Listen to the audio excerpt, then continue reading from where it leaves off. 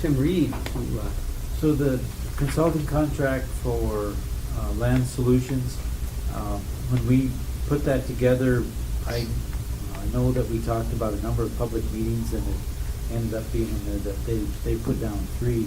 I talked to the people in the West End and then the rest of the committee about that, and it's pretty important, and the opinion is that we should have a meeting in the West End up there, so that there would be Alberton, Superior, St. Regis, and West End. Some people thought that people from the West End could make it to St. Regis, and I talked to Dick Hughes and a couple people, and they just said, no, it ain't not gonna happen. Those people, they might come to Borgia to the old school, but they're not gonna go down there. So anyway, we'd like to add an additional meeting date on that. We've got those pretty well set up for April 16th, 17th, 18th, and 19th at different locations up there, and we can come to that. But anyway, to have them attend and conduct and participate in an additional meeting, it would amend the contract by $1,250. So cover their expenses for that extra public meeting that didn't really. And that will be when up there?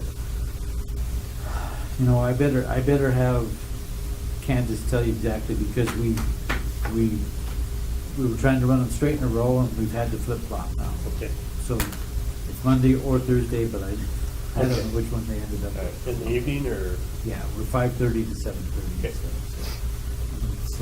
Okay. And I guess, I thought we were talking to people about the St. Regis Community Center, but it ended up being at the senior citizens. Oh, okay. Whatever. So anyway, I apologize I didn't have time to get you a copy of all this to look at it, but I mean, if you want to, it's just pretty general language that it just takes and amends the contract, and it gives you a total amount of the contract cost and stuff. So I think we've had the 4th committee meeting on that. There's a draft that has been, that's for Roman, isn't it? Or, no, it's for all of you, I'm sorry. Okay. We've had the 4th meeting, and for the committee, and the 3rd draft, and that 3rd draft is coming back to us.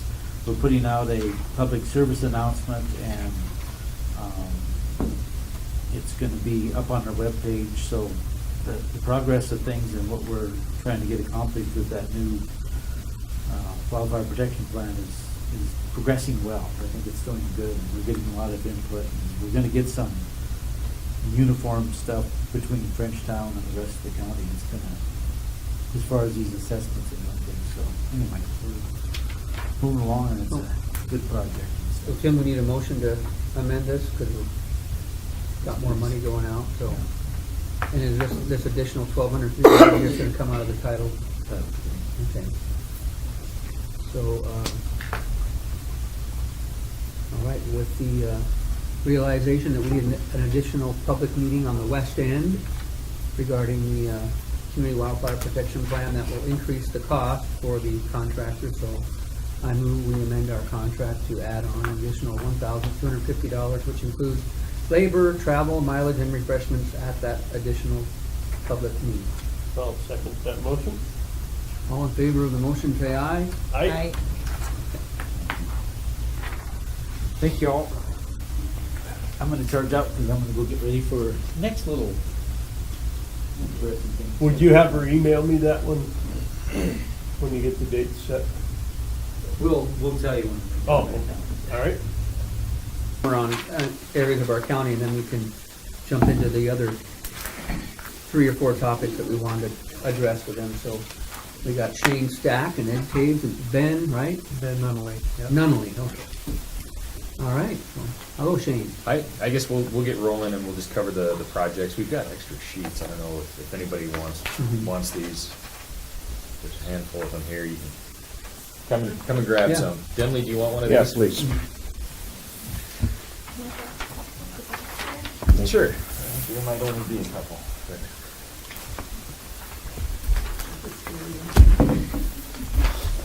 All right, go ahead. Okay. This is the same map y'all have seen in past years. It lists all the projects that we currently have in Mineral County. And just kind of a reminder as far as the notation of each project, the first line is the location of the project, so like I-90, reference post 18 to whatever, so that first line is the location. The second line is the, your sign in it. Second line is the name of the project that we have in our system, and then in parentheses there's a UPN number. That's just our internal code for a number, just to keep each project separate with a numerical number. And then the last line there is kind of a very brief description of the project scope. And then in parentheses at the end of the last line, that's our anticipated year for construction of that project. If we know it. Some of them say date to be determined because they're relatively new projects or just recently programmed and don't have a schedule and aren't in our 5-year plan yet. But we'll go through all of those. Feel free to jump in with any questions y'all have as we go through them, and I'll just kind of go from one side down to the other. Start up at Lookout Pass, and then we'll just make our way down to the other end of the county. First project on there is Taft West, on I-90 from 0 to 5.7. It says on there mill fill, seal, and cover for 2020. We're looking at potentially changing that scope. Our interstate system as a whole in District 1, Missoula District, we've finally gotten to the point where we can nominate actual major construction projects, and we're not working off of backlog projects anymore. And this one is one where we're thinking of, instead of doing a mill fill, actually looking at reconstructing that section with concrete, because that section's just one of our toughest sections environmentally, and the asphalt's just not performing as well as it does a little bit further south in drier climates. So this one's one where we're looking at upgrading that scope to a concrete surface again. I don't know, Shane, if you have anything further to add on that, but we haven't gone through that process yet to officially change the scope yet. So, but that is something we're looking at. That changed the work date on it? Yeah, if we change that scope, 2020 may not be the same. We'll just have to kind of see where it fits within our funding picture. Yeah, I think there's going to be two challenges. It's going to be funding, because we ended up with, I wouldn't call it, we didn't end up with additional funding. It's just we got to the point where we've kind of gone through a backlog of projects, right? So now we have some funding that we can actually choose projects for.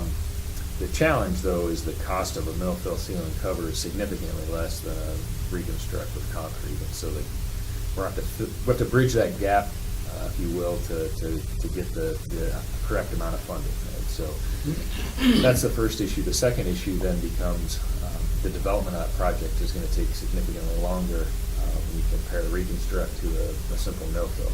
And so one thing we could do is consider, like, it's called design build, and that speeds things up quite a bit. So we just don't know. We've kind of just made the decision recently to consider upgrading that scope. Yep. I have a question along that line. The bridges, the overpass at mile marker 2 and then the one about 5.2, how far down the road do you think there's any consideration on fixing those? Just speculating on how long their life. And the reason I ask that is because putting some cameras in place and see what you can do for wildlife, and rather than fix those two overpasses, put in an underpass, take out the structure completely would save some money. So I was just wondering how that would compare on timelines. So what I would say with the project we're looking at here, I don't know that we would include bridge work with that.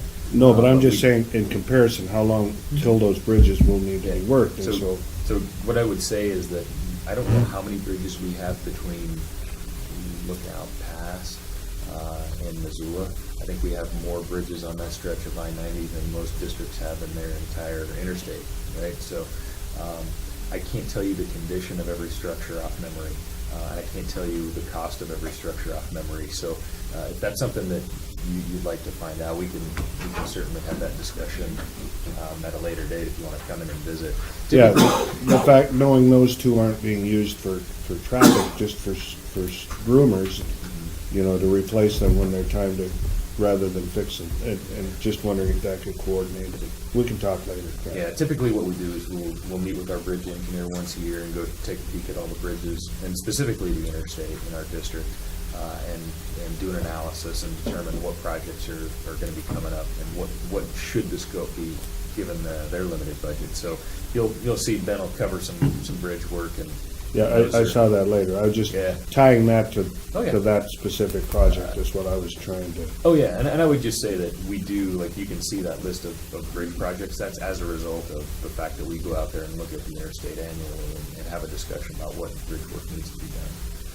So, But currently, there's no plans for those two bridges that have been put into the project at this point. Okay, next project on there is the Denimore Rest Area Evaluation Project, and that's a wastewater study to look at the inflow and infiltration issues with the storage tank and dosing tank there at that rest area site. It's project just got underway. We've just within the last month gotten under contract with the consultant that's going to be doing the study. So that project's just getting underway. And again, it's just a study. There's no specific construction project related to that just yet. That'll be dependent on the outcome of the study. So once the study is completed, then they'll look at programming a construction project for any kind of fix that they determine is necessary. The next site there is about milepost 4.7. It's a safety project, and this is a project that has about 5 different sites scattered across Mineral County on I-90. This is just one of the locations, and it's just to do some curb signing there at that particular location. And then there's a little bit further down in the kind of Superior to Sear section, there's about 4 more locations of similar type curb signing and delineation type work associated with that project in multiple locations. Further down the Borgia area, there's a different safety project from 18 to 22 or so, and that's to look at doing some tree clearing within clear zones, and then also to install some median shoulder rumble strips. For some reason, that particular stretch doesn't have the rumble strips on the median side, and they've determined that there's enough of a concentration of crashes that would benefit from having that those rumble strips added to help try to address vehicles going off on that side of the interstate onto the median side. So that one also says date to be determined. It's a brand new project. We haven't even done the preliminary field review for it yet. So, but these types of projects are relatively quick to design and not very expensive. So the planning or the safety program is programmed out about a couple years. So new projects usually slot in about in about 2 years or so, depending on, again, on how fast projects can be developed, and then and funding issues. So that's a new project. St. Regis West on the interstate from about 28 to 35. Again, a project that was just recently programmed. This is to do paving work on the interstate, and we're looking at doing diamond grinding, dowel bar retrofits, some slab replacement on that concrete section there on the west side of St. Regis. It's kind of a more of a pavement preservation type of project, and again, we haven't slotted it into the funding picture just yet, just because it's a new project, but that one will be getting started here for design shortly. St. Regis East, same type of scope, from 35 to 44. It is scheduled for 2019 construction, so that one will be not this summer, but the year after, to address that paving section. Yeah, also in the St. Regis area, there's some work that's not shown on the map.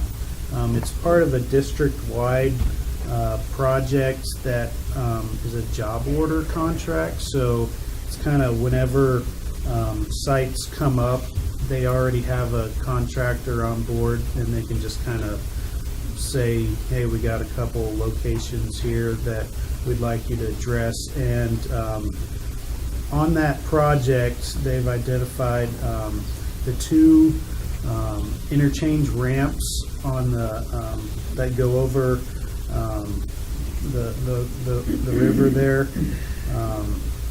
to do some deck overlay work. So I think it's the two ramps on the east side of the interchange. So that would be the westbound off ramp and the eastbound on ramp. Can I ask one other question? Yeah. It would be on the project just before that, but on your dowel grinding, while you're in that St. Regis area, is it too late to incorporate some center median tree removal there as well? While they're doing traffic control, it might be a great time. There's part of that, I know about a half a mile of that you own.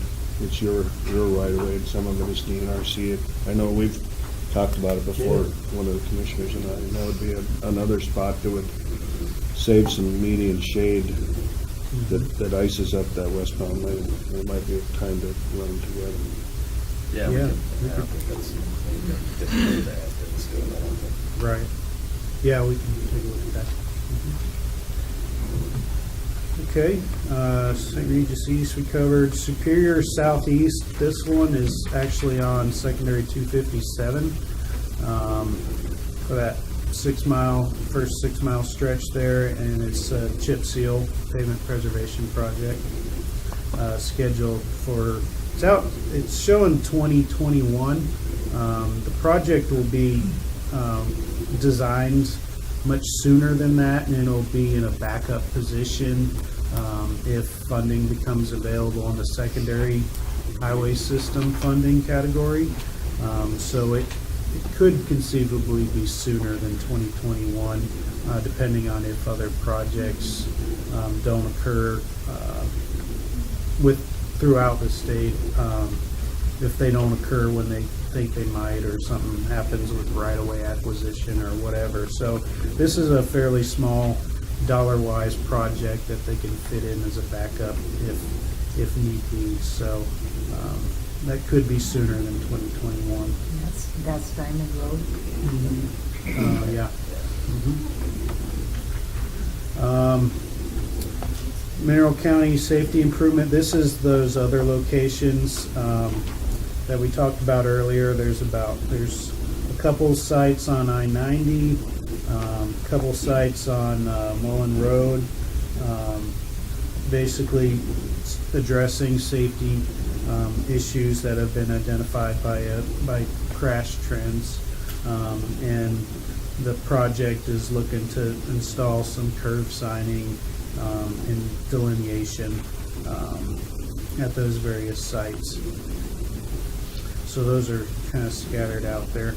I'm going to jump over, and we were talking about some of the bridge work in the county. The two projects there located kind of on the lower left of the sheet. These projects have multiple bridge locations scattered throughout the county. The first one is scheduled for 2020, and it's a corrosion. It's a steel bridge corrosion project to address corrosion issues on those steel bridges, where they'll go in and grind them and kind of repair them and repaint them. So it's just fixing spot corrosion locations on those bridge superstructures. And there's about a dozen or so different bridges listed under that project. And this project actually has other bridges in other counties within the district as well, so it's part of a district-wide project. The second project listed there, the bridge decks from milepost 40 to 70. So there's another 14 or so bridges listed there. That construction's going to be starting up. It's just getting underway now, actually. So we're already under contract with the contractor. Half of the work will be done this year in 2018. They're looking at doing all the eastbound bridges this year, and then they'll be doing the westbound bridges in 2019. And talking to our construction engineer, they're probably not going to be just going sequentially down the interstate. They'll probably be leapfrogging around a little bit. Again, that project's just getting underway for construction, working on some of the crossovers and stuff like that. So that one will be underway this year in 2018, and then we'll continue next year as well to get the other half. So a lot of bridges covered with those two projects. Jumping back up, Quartz Flats rest area. Have another project for that rest area. This one's looking at a little larger scope than the Denimora one. This one's looking at reconstructing the whole rest area, looking at reconfiguring the parking areas, trying to increase the parking availability for more parking there. Just looking at redoing most all of that whole rest area. So that's just started as far as the design. So that one's just underway. So we don't yet know when that construction will take place. Heading on down, D1 Slope Stability Phase 2. This is a district-wide project where one of the sites is here on the interstate at milepost 70. That one we'll be looking at doing the construction in late spring, early summer sometime. The contractor hasn't provided his final schedule as to exactly when this year they'll be able to get to it in relation to the other sites they're working on. But that'll be later this year to address doing some slope stabilization work at that site. Daigle Lane Railroad Crossing, new railroad crossing signal and surface crossing surface. 2019 is kind of the anticipated time frame for that project. Sear Bridge, this one is looking at doing replacing the deck and the railing there, and then also strengthening the the truss underneath to be able to increase the load capacity on that bridge. It was just recently programmed, so it's a brand new project for us. We'll be doing the what we call the preliminary field review, the PFR, where we go out to the site and just kind of start talking about the project and determining, what type, what the scope should be, and figuring all that stuff out. We've scheduled it for May 9th, so we'll probably coordinate with y'all to see who might be interested in coming, if you are interested. Coming to where? To the site To to the look meeting, at we'll it. meet May 9th on site at the bridge. Oh, Just okay. Have a discussion about what the scope needs to be for the repair of that structure. So if you guys are interested, I know you nominated that as your, I think that was yours as far as an off-system bridge. Is that Right, correct? It's an yeah. off-system bridge Yeah. for us. Yeah. I'd be interested. 'cause Okay. I use that bridge. Okay. All right. Do you, anybody else? We can send an invite to Roman or, Yeah, I'd like to go. okay. And then back up real quick to the railroad crossing on Daigle Lane. You've got the 2019 date on there. Is that going to be the full width, 24-foot wide? Or, we're working on the right-of-way, the extra ground for the road. I'm afraid I'm not very familiar with this project at all. The railroad crossing projects are done completely out of the Helena Okay. office, and we're not involved in those projects. We have this one, and then there's the Sawmill Gulch Road one. And that one's already That one done. may already be done. Yeah, yeah. I was trying to find out the status on that this morning, so that one is done. Mhm. Okay. You had indications that Daigle might be done this summer. It's possible, yeah. Like I said, I just don't know. It was at one point scheduled for 2019, but it may have changed. I met him out there at the site. John John John Altoff Altoff. would be. Okay, so you know how to get hold of him, Tim, for questions.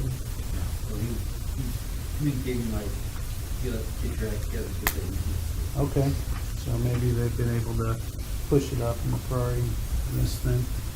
So that's good. 2 projects left. Alberton East on secondary 507.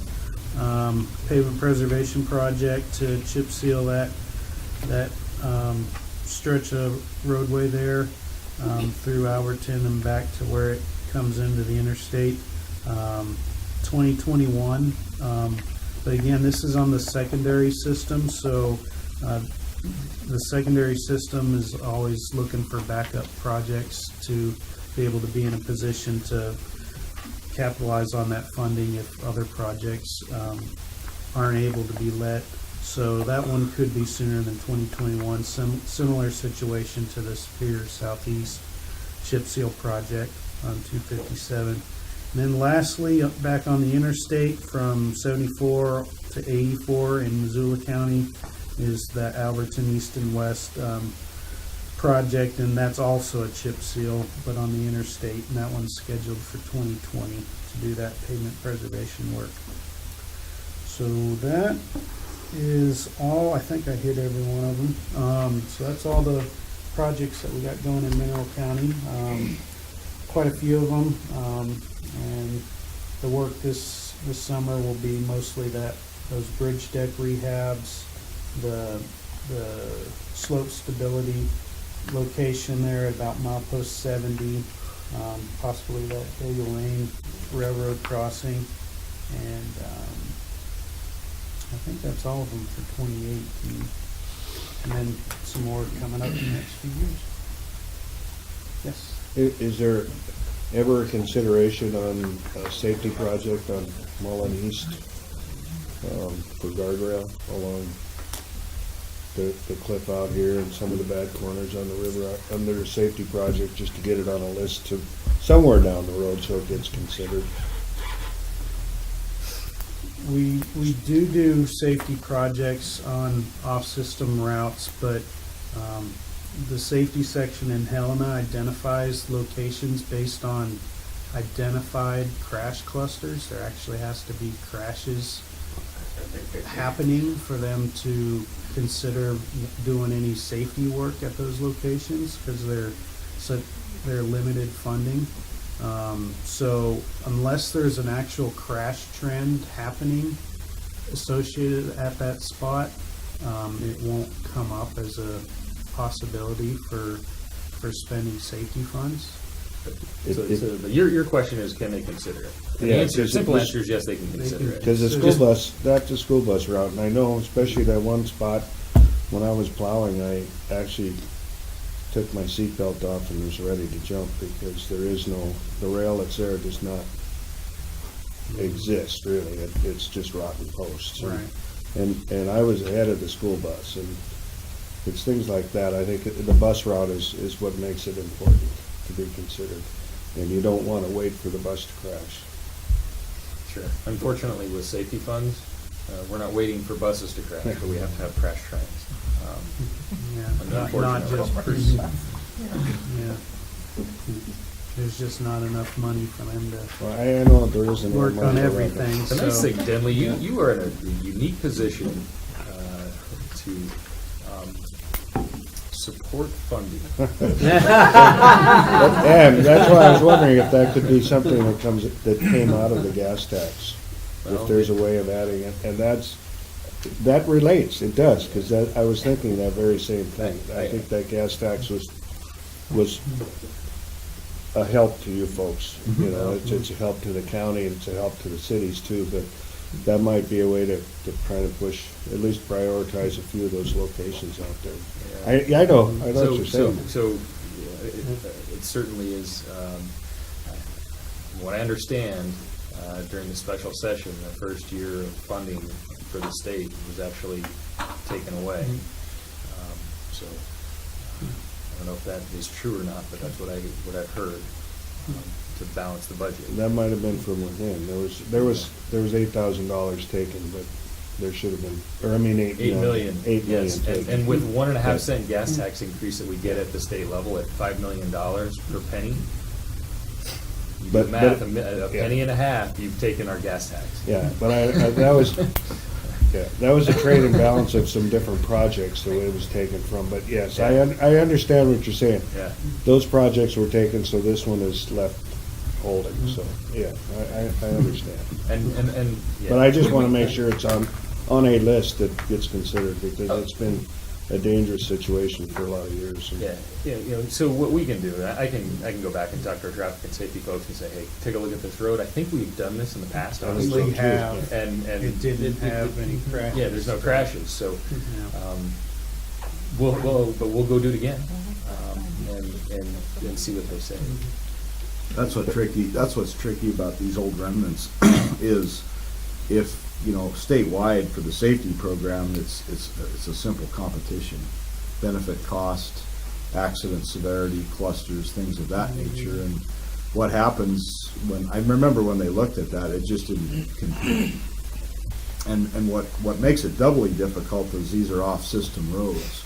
So it's not like we can just say, the guardrail is horrible. We'll program a core project out of the primary or the NH system because it's not on the system. That's where remnants of Montana 10 are really tough, really difficult, because the way that you would try to tackle it is the safety program, but and it's kind of it's almost like a morbid thing, where you're looking for crash trends, you're looking for bad information. See, that's something that you would correct, but in one respect, we don't have any, so that's a good thing. However, we still have steep drop-offs and guardrail that's laying down. Probably our trickiest situation, certainly in this part of the state and others as well. Yeah, I don't want to drag that under, I just want to make sure it's still on or somewhere on a list Yeah, for we'll consideration. let them know. They'll take a look at it. So, what do you want to talk about next, the Southside or Juniper? There's a lot of people here, it looks like, for Juniper, I'm guessing. Yeah. But we do also need to get the Southside ironed out, because I guess our plan last year fell through somehow. But yeah, so we'll go to Juniper, since a lot of people might want to leave for the Southside, but, what do you guys have or know or remember knowledge-wise of the Juniper Road history? You know, the homeowners live out there and on the map it says Sawmill Gulch Access Road, Department of Transportation, but what happened with that road of course, there were previous commissioners, so that's kind of why I'm not trying to catch you, I'm trying Yeah. to kind Oh, of see yeah. what you know, 'cause I don't remember how all that unfolded. I don't either. So what's the issue, Roman?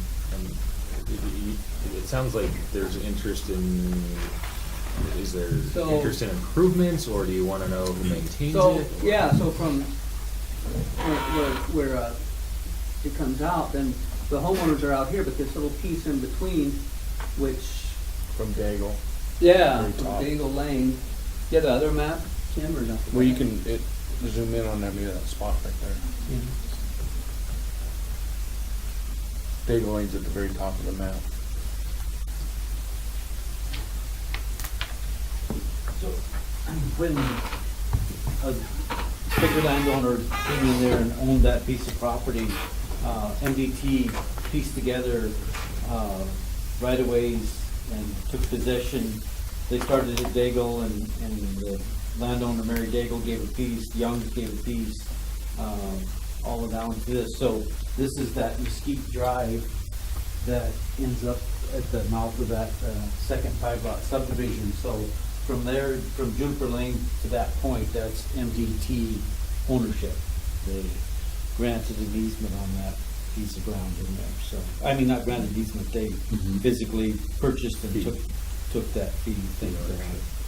I've got all the, I've got the 5-6 deeds there that they pieced that together, so. So all the people that live besides the 5 lots that show up, is people that live beyond that, and so they have a homeowners association, but from this point where your road goes, and then it goes under the interstate, you know where I'm talking about, Shane, then Yeah. where it Oh, yeah. curves, and the railroad tracks here, the I-90 goes over the top, and they kind of curve under, and they head to Daigle Lane where this railroad crossing they're just speaking of. Okay.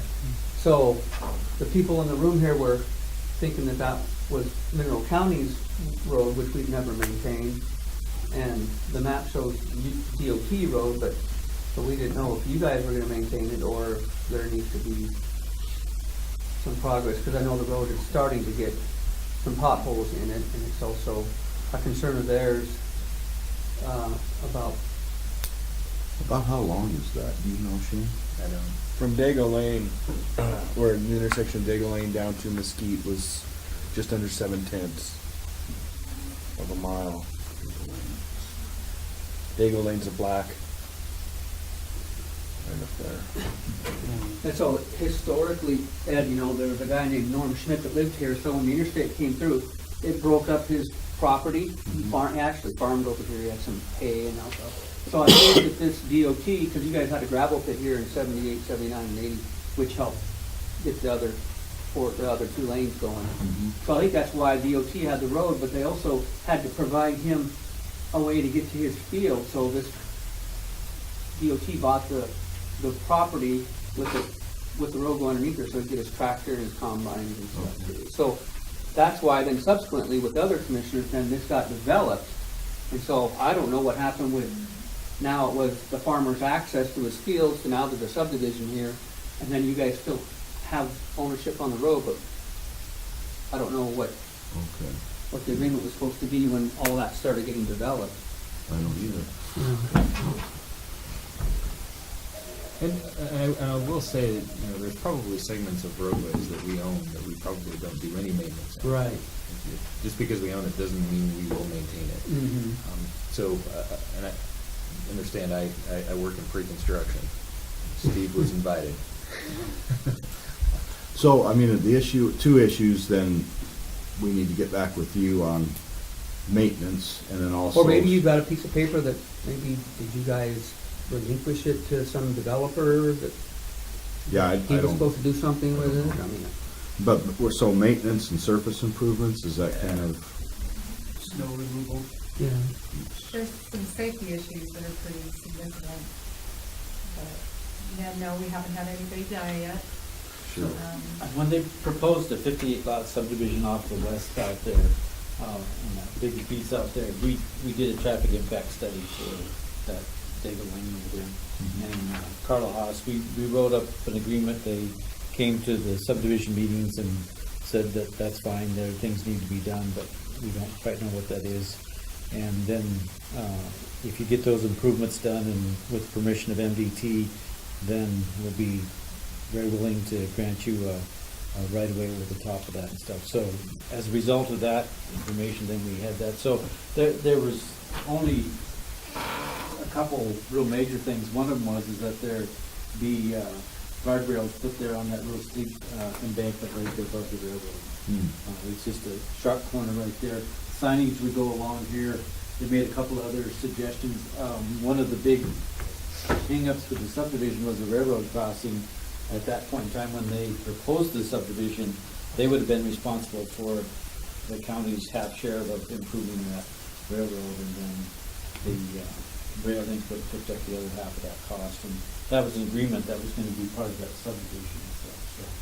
So anyway, this and part of that subdivision going in would have been that these improvements would have been on their nickel. They would have had to do them before the county would have accepted the road. So we kind of left it at that point in time, but it also came to light that the way this was obtained and the understanding back in the 70s and 80s is that, like you said, it was secondary operated.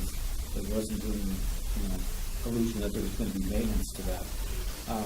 A couple suggestions, a couple comments one time is that if snow comes off the overpass and do that they try to attempt to get down there and clear the road and everything else, but it's just not very practical. So Mineral County is currently starting at this point, driving to the end of the Daigle Lane to do snow plowing and that part of it and stuff. So what we're really talking about today is if the county would continue that, but a process of getting down to this point here, I guess in my mind, there's sort of a wide spot and a decent turnaround there, but if you want to talk about the easement that was obtained, it technically ends right there at that point. So if you're going to reassign that easement, I can't see how you're going to reassign part of it. It would probably be all or none, but that's maybe something for the county to discuss. But, so the idea is that if we could facilitate some kind of plan through here that would generally be based on improvements, some of these improvements in here, then go ahead and take an assignment for that and accept that as a section of road that the county would maintain. And if we did, maybe we could trade it for some of these other issues, trade, Well, we talked about making a swap with the Southside Road, several occasions, and I know this has been kind of a road that's been talked about a lot, this Juniper Lane, and we thought, well, maybe that could work. Maybe a maintenance trade on Juniper for Southside or something to that. I do remember that. But like you said, the only thing is that the main improvements are a guardrail on this curve, because if they go off the guardrail, they go down to the railroad tracks, which are only like 20 feet away, so you easily had your car perched on the rail. And then the other thing is maybe just a little bit of widening of the pavement in an area of the road. So I don't know what guardrail costs for 30 feet, but and I don't know. Well, there's also, if you come just straight, there's the railroad service road there, so you could equally just, people that don't know our road could just go straight off a really steep embankment right as you come To their fire to road. that corner. Mhm. But then also from the debris that they throw off the interstate, it gets huge potholes on either side of that, and then people swerve over so they don't hit the potholes, and then you're into oncoming traffic coming around that corner. It's a blind curve. That's a totally blind, yeah. So it's got a lot of The only that. thing I can really think is maybe some better signage there, because it can't really get in with the road, with the constriction of the bridge and the pillars and the railroad. I don't know how we would avoid people going into the other lane other than better signage, or I don't know what even. repairing. Yeah, there's definitely some surface repair that needs to be done, and some safety issues, to bring that road up to some sort of standard, you know, so. I drove out it the other day and it looks like it could use some asphalt patches for sure and some. This has been pending for many years, we're talking 15, 16 years. And the homeowners association has been maintaining it all of these years so we can get to work. And it's getting to a point now where we need some assistance. It's kind of at that critical point of, not that I know roads, but I would think if you don't do something, it's just going to really be a nightmare, so. And by maintenance, you know, we've just, some neighbors have cleared it of snow, we haven't Right, no patched it. potholes. Yeah. There was one neighbor that would call, I don't know, who did Pender call to get them to patch at least where the interstate threw off debris? Whoever is retired now. Okay. But they at least came out some years and would patch under that bridge Mhm. where it really just falls apart every year because of that. And I I wish think- we could say, forget about the railroad crossing, you know, so many of us use that road. I know I mentioned the Roman, it'd be great if you could look at things as best use, you know, to plow up Daigle when there's one house or two Mhm. versus 30 people, Mhm. you know, that go to work and commute and have kids and, I mean, you know, the volume of people that benefit. And I think the county and as commissioners and Kim and I've talked, we kind of trying to work on. We're the kind of leaning that solution, you way, know. Katie. No, So we can, Figure I out think. how to get the road up to spec before we can, because we Yeah. can't really afford No, I $30,000 appreciate even guardrail, being but, here. yeah. But if the state was able to trade or help or work with us, then maybe we could end up taking this off their hands Mm-hmm. and helping you guys in the future with it. And I think a meeting with Steve and Shane and you guys and Ed, you know, not too far down the road would be a. No, and we talked about the trade, we just haven't got there, I know we've talked about it and, you know. Right, this may just maybe a different angle that may fit everybody's needs a little better. Yeah, yep, no, I agree. It would affect the people in this end of the county and in that end of the county. Well, it'd be as well. win-win It would because, be a win-win, I think. you know, for us, I mean, operationally, the Southside makes a lot of sense. And for this, it makes more sense for the county, not for the state. We're in that neck of the woods already. Right, 100% and we're- For us, it's quite a trek to Right. get off of our normal patterns and Sure. do that. Yeah, no, Yeah. it makes a lot of sense. When me and Tim were talking about it, the same thing, it really did make sense, looked like it was a win-win, so. Hopefully we can get back to the table here shortly. Okay. Yeah, it's just been a lot of talk and nothing's been Nothing's happening. happening, yeah. Yeah, the last correspondence I had was, I think we had some discussion, some proposal, I think, the Christmas before last, and Mhm. nothing's happened since then. Yeah. Mhm. And Yeah, what that's what true. happened? Did something fall through that you're aware of? Well, the biggest thing we did have, and it takes so long to get a meeting scheduled, when we did have the meeting scheduled, I think that was when that big earthquake happened, so Steve was off. Oh, you yeah, know. the Lincoln earthquake Yeah. took Steve up Highway 200 and didn't get the power. Yeah, he was off, and I Yeah. think if you guys could try to schedule it to be resolved, or to work on resolving it for your.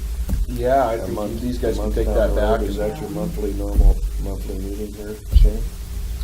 Aren't you here usually monthly? No, No. no, just annually, but we can get together and, You know, and there's a kayak company just got bought out there.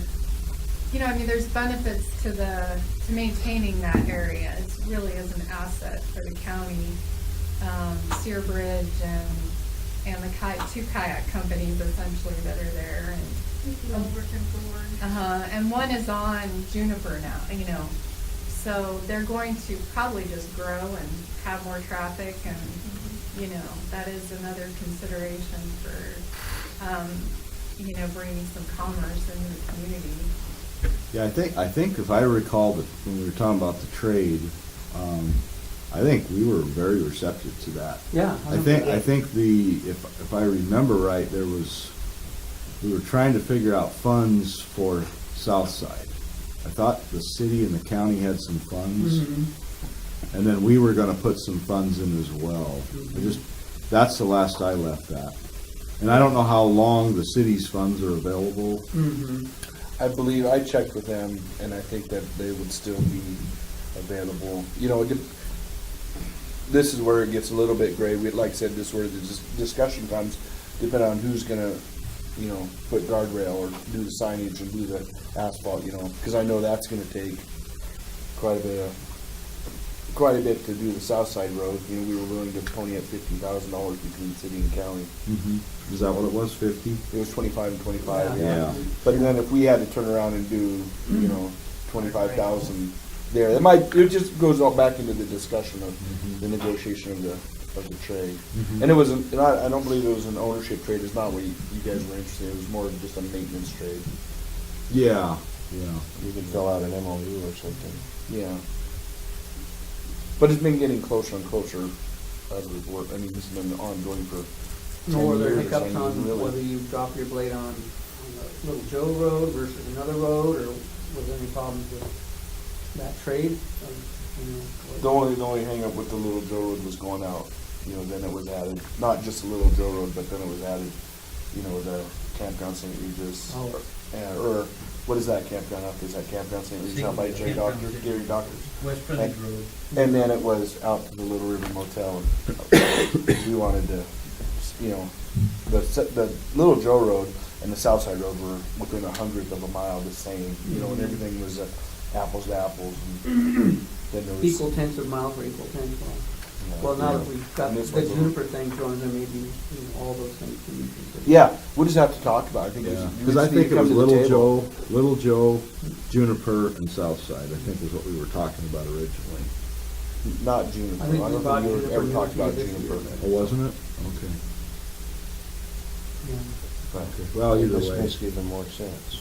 This does, it really does. Like I said, when me and Tim talked about it, it was, Yeah. No, it definitely makes a lot more sense. all we gotta do is get to the table and get the details worked out. Okay. The sooner the better. Yeah, for sure. At least for trying to do a maintenance trade, as far as how to figure out the funding and the fixes, that might take a little longer, Mhm. you know, but at least we can start with the maintenance trade. Yeah. Yeah, if you guys have time on your way home, just look at that We will. Juniper, then, like, I have no idea what it might Yeah. cost. But yeah, if we can help with any cost sharing or Yeah, whatever. we'll take a look at it on our way back. Yeah. I just sent an email to Steve to work with you guys to get something scheduled to have a discussion. Oh, okay. Yeah, if you guys can just get back to us, I think you guys' schedule is a lot more difficult. These guys meet every week, so, and I can make it happen. Kim can. So, you guys tell us when, and we'll be here. You guys meet every Friday, is that? Friday. Mhm.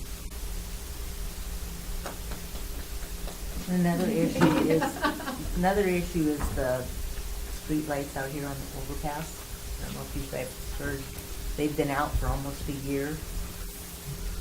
They were looking at them about a week and a half ago. Were they? They fixed the ones at St. Regis, and I don't know what the outcome here, if they found a deeper problem and we're waiting. I didn't hear, but I do know they got those and they came up and looked at these, Yeah, so. because they've been out on this one almost a year, and there's much truck traffic coming off the interstate. On going Main to- Street? Right at the intersection. Right Where at they go the to town intersection, pumps and then and- a couple Okay, of them going okay. up towards the town pump. Yeah. Yeah, my husband almost hit somebody one night. It was raining and dark, and they were walking down, and it was completely dark, and it was kind of scary. Well, it's hard. That's a hard intersection too. You know, I know the school's called me a couple times because the bus gets down there. Then the semi comes off, tries to make that corner, and Yeah. they get all tangled up right there. So that's a really tough intersection. I didn't think lights really mattered. I thought Lori was exaggerating, but I went there one night, man, it was blacker than black. Yeah, it is, yeah. Yeah. About how many lights are we talking about? Are there three there? Well, there, however many's right here at the interchange, and then there's like a couple of them going up towards the town pump that are out. I know there's one on each side of the underpass that are out. So, 6? Right. Yeah, and I know those You two have to for look sure, at that's them, all I'm I not know. sure, but they're all out. It's a pretty dark. And they might all be on the same line and But either on the main line coming into it. Yeah. I think the shut off is out that ways. So is there any other comments or questions on the Juniper? These guys are gonna take a look on their way home, besides potholes and guardrail and, Are you thinking then if ownership goes to Mesquite for the state, you know, if the roundabout there where there's some mailboxes is where the truck would need to turn around, and maybe I'm jumping too far ahead, but, you know, I would guess we could get neighbors on board to make that happen, and everybody benefits from having the road maintained up to that point. So I mean, just take that into consideration, that if you need that there, we would start discussion with, you know, people that would be most affected, and maybe we could even try to, you know, build that up, or I don't, you know what I mean? We Be able to turn around at we're Mesquite, highly is that what you're talking motivated, about? yeah, to, you yeah, know, I mean, I don't think any of us are lazy out there, we just, you know. So, I'm sorry, just to recap for myself, to know kind of what the next steps are. I'm short, I'm sorry. So there's gonna be a meeting that takes place between the county and MDOT, is that right? That we're gonna kind of decide how that's gonna get shuffled around with the maintenance and different things.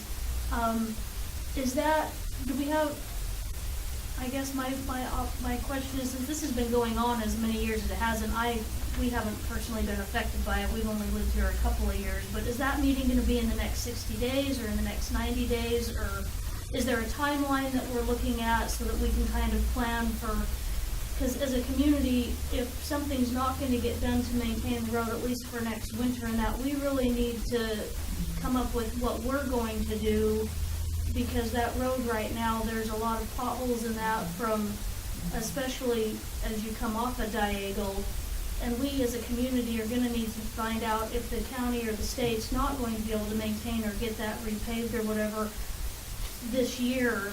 We need to be able to figure out how as a community we're gonna take care of that, because, and we have a very short summertime in Montana to figure that out. So if that meeting's taking place in the next 60 to 90 days and whatever, perfect. If not, then we probably need to come up with some other different way. Well, I to help couldn't say ourselves. definitively, you know, what's gonna happen. I mean, if I was you, I would plan on the road, you guys taking care of the road until you hear from us. I would need as soon as possible. These guys, you know, these guys have busy schedules. As soon as, I would hope it's within, sooner than 60 days, I would think.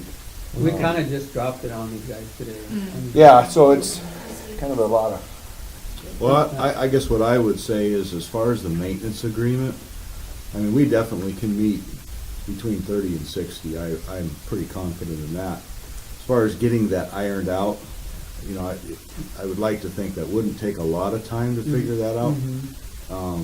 So I would think that we could have a maintenance agreement secured sometime in the middle of this year would be my goal. Okay, The improvements are a little tougher to predict. right, but we might be able to get some patchwork done or what have you, Right. and then the bigger picture, we'd have more time to resolve that. Right, right. To me, the maintenance swap is a bit easier. You know, trying to figure out, you know, how to pay for guardrail and pavements, because, I mean, you look at Southside. Yeah, yeah. You know, that's not a patch job, that's an overlay. but I Or think probably that more than an overlay. Yeah, if you can, try and work within the next 30 or 60, and part of that because of Southside, because you That know, would then be- otherwise you're looking at another season if it doesn't, the trade doesn't get resolved or the arrangement doesn't get resolved till July, then something will come up and that won't get fixed, and neither will Juniper. So it would be nice to kind of set a goal of, We all completely understand that we're like a little drop in this bucket. So, you know, we appreciate the fact that the county is sitting down and having the discussions come to the table, and we want to support whatever we can as well. just trying to figure out within the next season, and so how we need to proceed. But if you can work in, sometime in May, come up with something, and that way you've still got the work season ahead of you. Well, Yeah, as soon as these guys can meet, I think we're all willing, so. So maybe when we all powwow on May 9th at Sheer Bridge, we'll be able to have more of an idea of what's going on. Yeah. Before you leave, before May 9th. Yeah. Yeah. Where Yes, sir. does the money from the railroad crossings come from? Is that part state, part railroad? Tim, you know How better does on that that. get? It is, it's a 50-50. Is it? The MDT has collected money from the railroads for their trackage and the use that, and the crossings and that, so, it's probably about 14 years old now, but the railroad has paid into that fund for a number of years, and the only way for the railroad to access that funding is to propose a project, have MDT, agree to it, and then when MDT says, or there's gonna be a 50-50 share, so either a county can pay the 50%, or a private individual on behalf of the county can pay it, or MDT pays it, but anyway, in this case for Sawmill, MDT is gonna pay 50% of the improvement costs, and the other 50%, Railink is not paying that, they're just extracting it out of this fund that they've already paid for the last 14 years, so there's an incentive for Railink, that's the only way they're gonna get their money back. Right. Improve these processes, and they're certainly interested in. Because going Somebody's back to- got a better description of it than we might have. Because going back to Juniper Road, I'd rather see money go towards the road than towards the crossing. The railroad is independent, that's an independent process, everything. That's what I was wondering. It's gonna happen If the railroad, regardless of what happens with them. And there's not, just so you understand, I mean, it seems simple to just say, gosh, you just have this money. Just take that money from here and spend it there. There are so many restrictions, so much bureaucracy and red tape with spending money for transportation. But it's So not deadly valuable. again. You want to make that more simple for us? I would love that. A few mistakes in the past is why they tighten things Yes. up. Oh, yeah. We all know the reasons Yeah. too, so. Oh, yeah. But yeah, I'll try. I think we need to put a toll at Lookout Pass. See all these toll roads in Texas and Florida and. Oh, I do too. No. Just totally. Save you time, maybe Yeah. looking all that up. That'd be good for that. Let those get help us. Yeah. That would help. Thank you. Yeah. Yeah. That would help. That's, it's always there, because, like I said, one of them aren't doing it anymore now. So we go help everybody. I know, every time we leave the border, we're just gonna go to the next state, we're paying them. Is that school bus route too?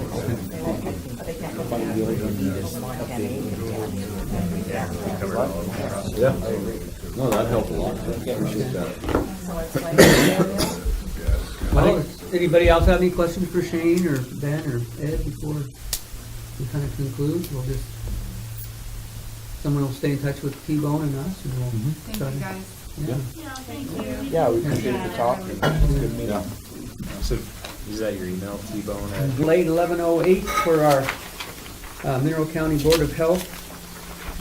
Chairman Dwayne Simons is indisposed, so I'll call the meeting to order here, and we've got first minutes review. I quickly read them. Has everybody else had a chance to scan? It looks like Candace spelled everybody's names right.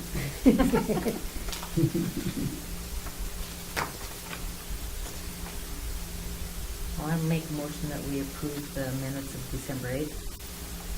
I'll second. Okay, motion's been made and seconded. All in favor, say aye. Aye. Aye. Any opposed? Now we have unfinished business. Unfinished business category is temporary food service license, large events / procedure protocol follow-up with update from Tim Reed here. I've asked to talk to you about this, and I had an initial draft of things, but I really hadn't filled it in, and also had not prepared a resolution for consideration, so what you have now, and I didn't regenerate the permit application, it's gonna need a little bit of work, but, so the status is that I've put together an expanded set of rules that will apply to large events and fill in more information on some of the parts and pieces of it that would make it work. So, just presenting that to you today, anything that we want to discuss, and especially about the costs and doing that. One thing that I came across is that you can, and I haven't filled it in under permit fees. I got a little bit distracted, but you basically can have a fee for an event and then add additional fee for additional days, and that seems to be a fairly good process to do that, so that the initial permit, somebody's just gonna have a single day event, that it's gonna be a little bit less than that, so. But anyway, should cover my concerns about the food service and give us some authority to dictate of how these come in, and the first thing that we could do is when somebody decides to have an event, then send them the rules and send them the permit application, and let them respond to that, and put the days in there, and because that's where I really struggled in the past. I have nothing to share with them that says that you must comply by this many days ahead of time, doing something like that. So, some counties tend to make these rules apply to events that have larger numbers in them. I think being conservative and just making these apply to pretty much most of these events that come in here. There is some exemption language in there about auditoriums and, schools and all those things. They wouldn't be included in that, so. Tim, what kind of events would qualify that we've already experienced in the past, like the flea market at St. Regis and others? Concert. Car shows, they've had Car shows? concerts in the past. At the $50,000 Silver Bar up there, they've had 4 different concerts, and now they went and started subleasing their property, just renting out their entire property to organizations that put on the event. And the pirate party of last year, the one that really created me a lot of stinking headache, because all the people were basically out of state, and everybody acted like their first rodeo in the food service, and they'd all been through it multiple times, so. What about these sporting events, like we have softball tournaments and things of that nature? Well, if they got a fixed facility, they do, but since those don't really have that facility and then include, one thing on consideration is that if you have temporary food service associated with it, it's going to apply to you. Most of them bring in some kind of, or have some kind of associated food service that goes in with that, so we might as well get the whole event in there and stuff. Yeah, and it also says, like, under food service there, like it may not allow a person to provide food to the public at an event if the person is not licensed. So if you have somebody coming in there at a softball tournament or something, and they got some kind of a vendor that's selling something, do they have to be licensed? They currently should be licensed, but it hasn't been consistent. It hasn't necessarily happened. The one that I've pushed on right now was that people were coming in for exemption permits, that they said they were a nonprofit. And after I finally said, okay, produce your 503C, show me that you're a nonprofit, and at least 2 of the organizations couldn't produce one. So you need to be permitted. You're vending like a temporary food service. So, and these events last year and the expansion of the events. Before, when there was events in the West End, it was really organized by $50,000 bar, and they covered it, and they had a licensed food service, and we kind of worked our way through it. But once we started getting these events that there was 16 food vendors at the pirate party up there. only one or two of them were from Montana. So like, say they're having their Omoxie out here at Lozo. They won't meet the numbers requirement, I don't think. Okay, so I mean, because a lot of times they just cook burgers for whatever and, But I think that group's also 503 now. okay, yeah. So they've got permits before. Oh, So, okay. I mean, the exempt people do the permitting process. That's good. Well, and how would that impact somebody wanted to get married up at Bouchard Lake and there was, 200 family members? Are they, since they're not doing it for money, They're not doing it for money, they're okay? it's a private thing. Okay. As far as your workload, you perceive that as being, taking up some weekends and things like that, or someone else gonna check? Yeah, once these temporary permits or, get issued, you're just obligated to inspect them. I mean, you collected the fees from them, so yeah, that's all weekend work. Okay. And so is the trigger gonna be, it's not just a large event gathering, it's only if there's any food sold there? Yes, I mean, I think that's the way it's gonna be interpreted now. If the sheriff's department and Ellen wants to weigh in and see that a little different, I guess we'll let them. So the camping thing, rules won't apply unless the food thing applies. There's two things that I need to expand on a little bit, and one of them is the camping and other, maybe not potable water, but there's another section that should be added in there. I didn't quite get those finished off, but, probably solid waste and camping, but anyway, got those in there. But yeah, the camping and part of it needs to have a little further expansion and cover that part of it.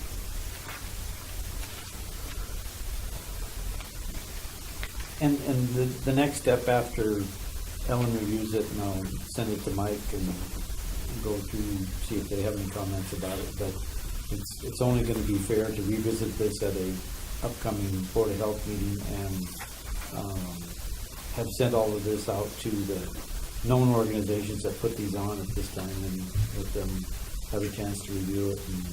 That's what I was gonna ask you, because did Drew and them ever come back down and talk Oh, to you yeah. more about, did Yeah, they? I've sent them stuff every time except for this draft because it was getting redrafted this morning at 6 o'clock, so I haven't sent them this draft, but I haven't had Ellen able to weigh in on it either and stuff. So that enforcement thing, she needs to be comfortable with that, so that's the finish on it. So just getting closer, but hopefully we can schedule a Board of Health meeting that will maybe precede the events that we're anticipating coming up for the summer season, so spring and summer.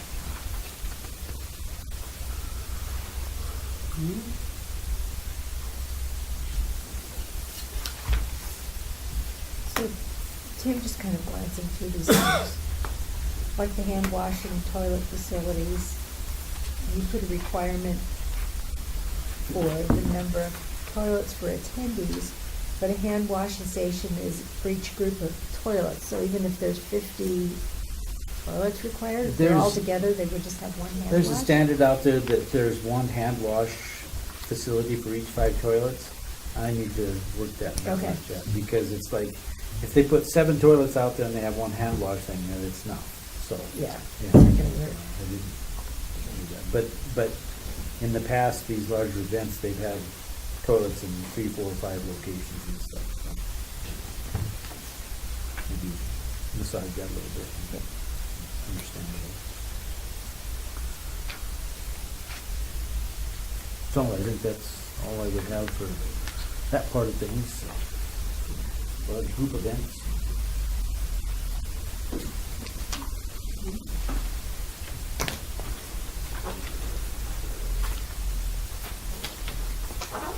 So that was it for your unfinished business? Uh-huh. So now we got the public comment. Does anybody here want to address or comment to the Board of Health? Speak now or forever hold your peace. You just heard those words, didn't you? Yeah. Sorry about the noise in the hall, they're kind of a rowdy bunch. I guess they're celebrating.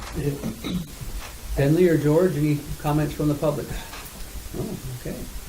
I'm not probably gonna say a lot about Flat Creek. There are things happening and going on and maneuverings between the Forest Service and DEQ, and it's gonna take some new turns and twists up there because the last part of the cleanup and that, the other thing that I do need to share with you is over that the Dent property,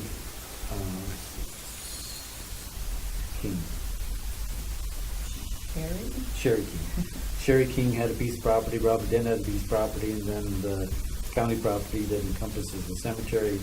I'm not quite sure what promulgated it, other than Robin Dent saying anything, but DEQ came down there and tested all those 3 properties. And all 3 properties have contaminated materials in them, so there's probably gonna be some additional cleanup. We could just decline cleanup as far as the county goes and just say let it set, but I guess I'm gonna let them see what they think it might entail. It's pretty small, it's not much of it that they've discovered in there, but you might as well pay attention to it and see what they come up with. So that's kind of the latest of what's happening at Flat Creek and stuff.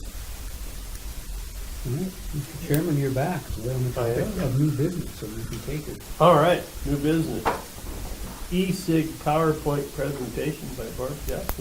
All right, well, I did put an information sheet for each of you guys by your packet there. We're having an emerging trend in Mineral County, Montana, across the nation, where use, especially among youth, is rising significantly with e-cigarettes. They're vaping devices. They call them all sorts of different things.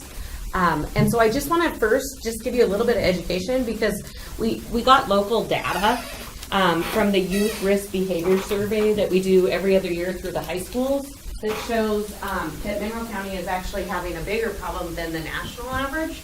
And so we really need to address it. We've been trying to address it through education in the schools, but we would also like to look at educating the Board of Health and seeing if you think that it's a significant enough problem that we add it to our Clean Indoor Air Act policy.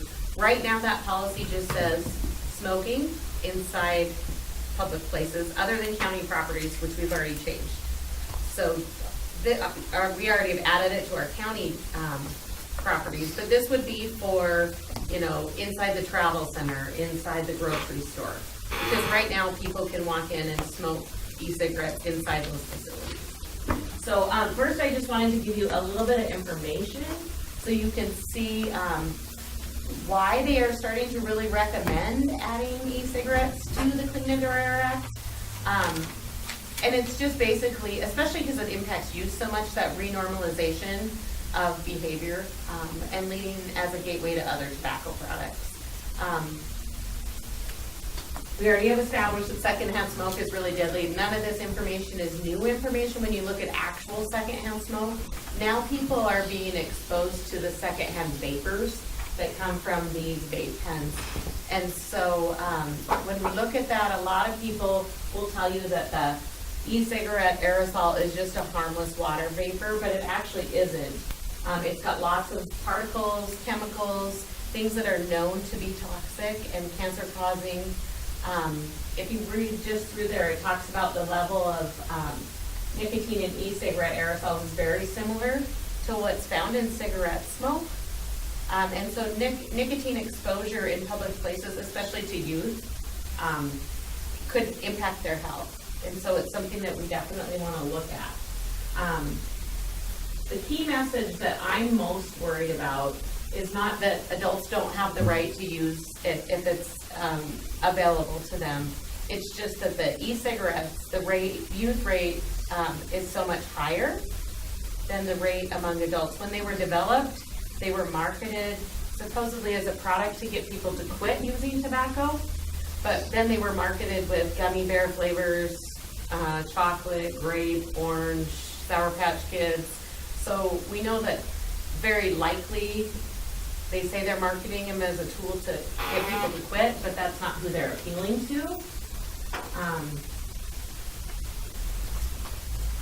Most e-cigarette users also use another tobacco product and are not using e-cigarette as a quit aid. So what we're seeing too among adults that actually use them is they're just using them in places where they can't smoke inside the building. So then they're just using a vaping pen to give them access in public places to nicotine.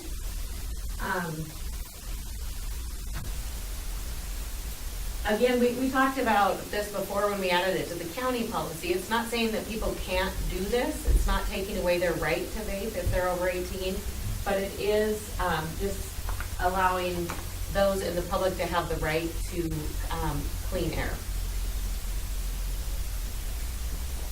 There have been some dangerous situations with them. I included an article on here about, I don't know if you guys read this a couple years ago, one of them that blew up and blew out some teeth on a teenager in Missoula.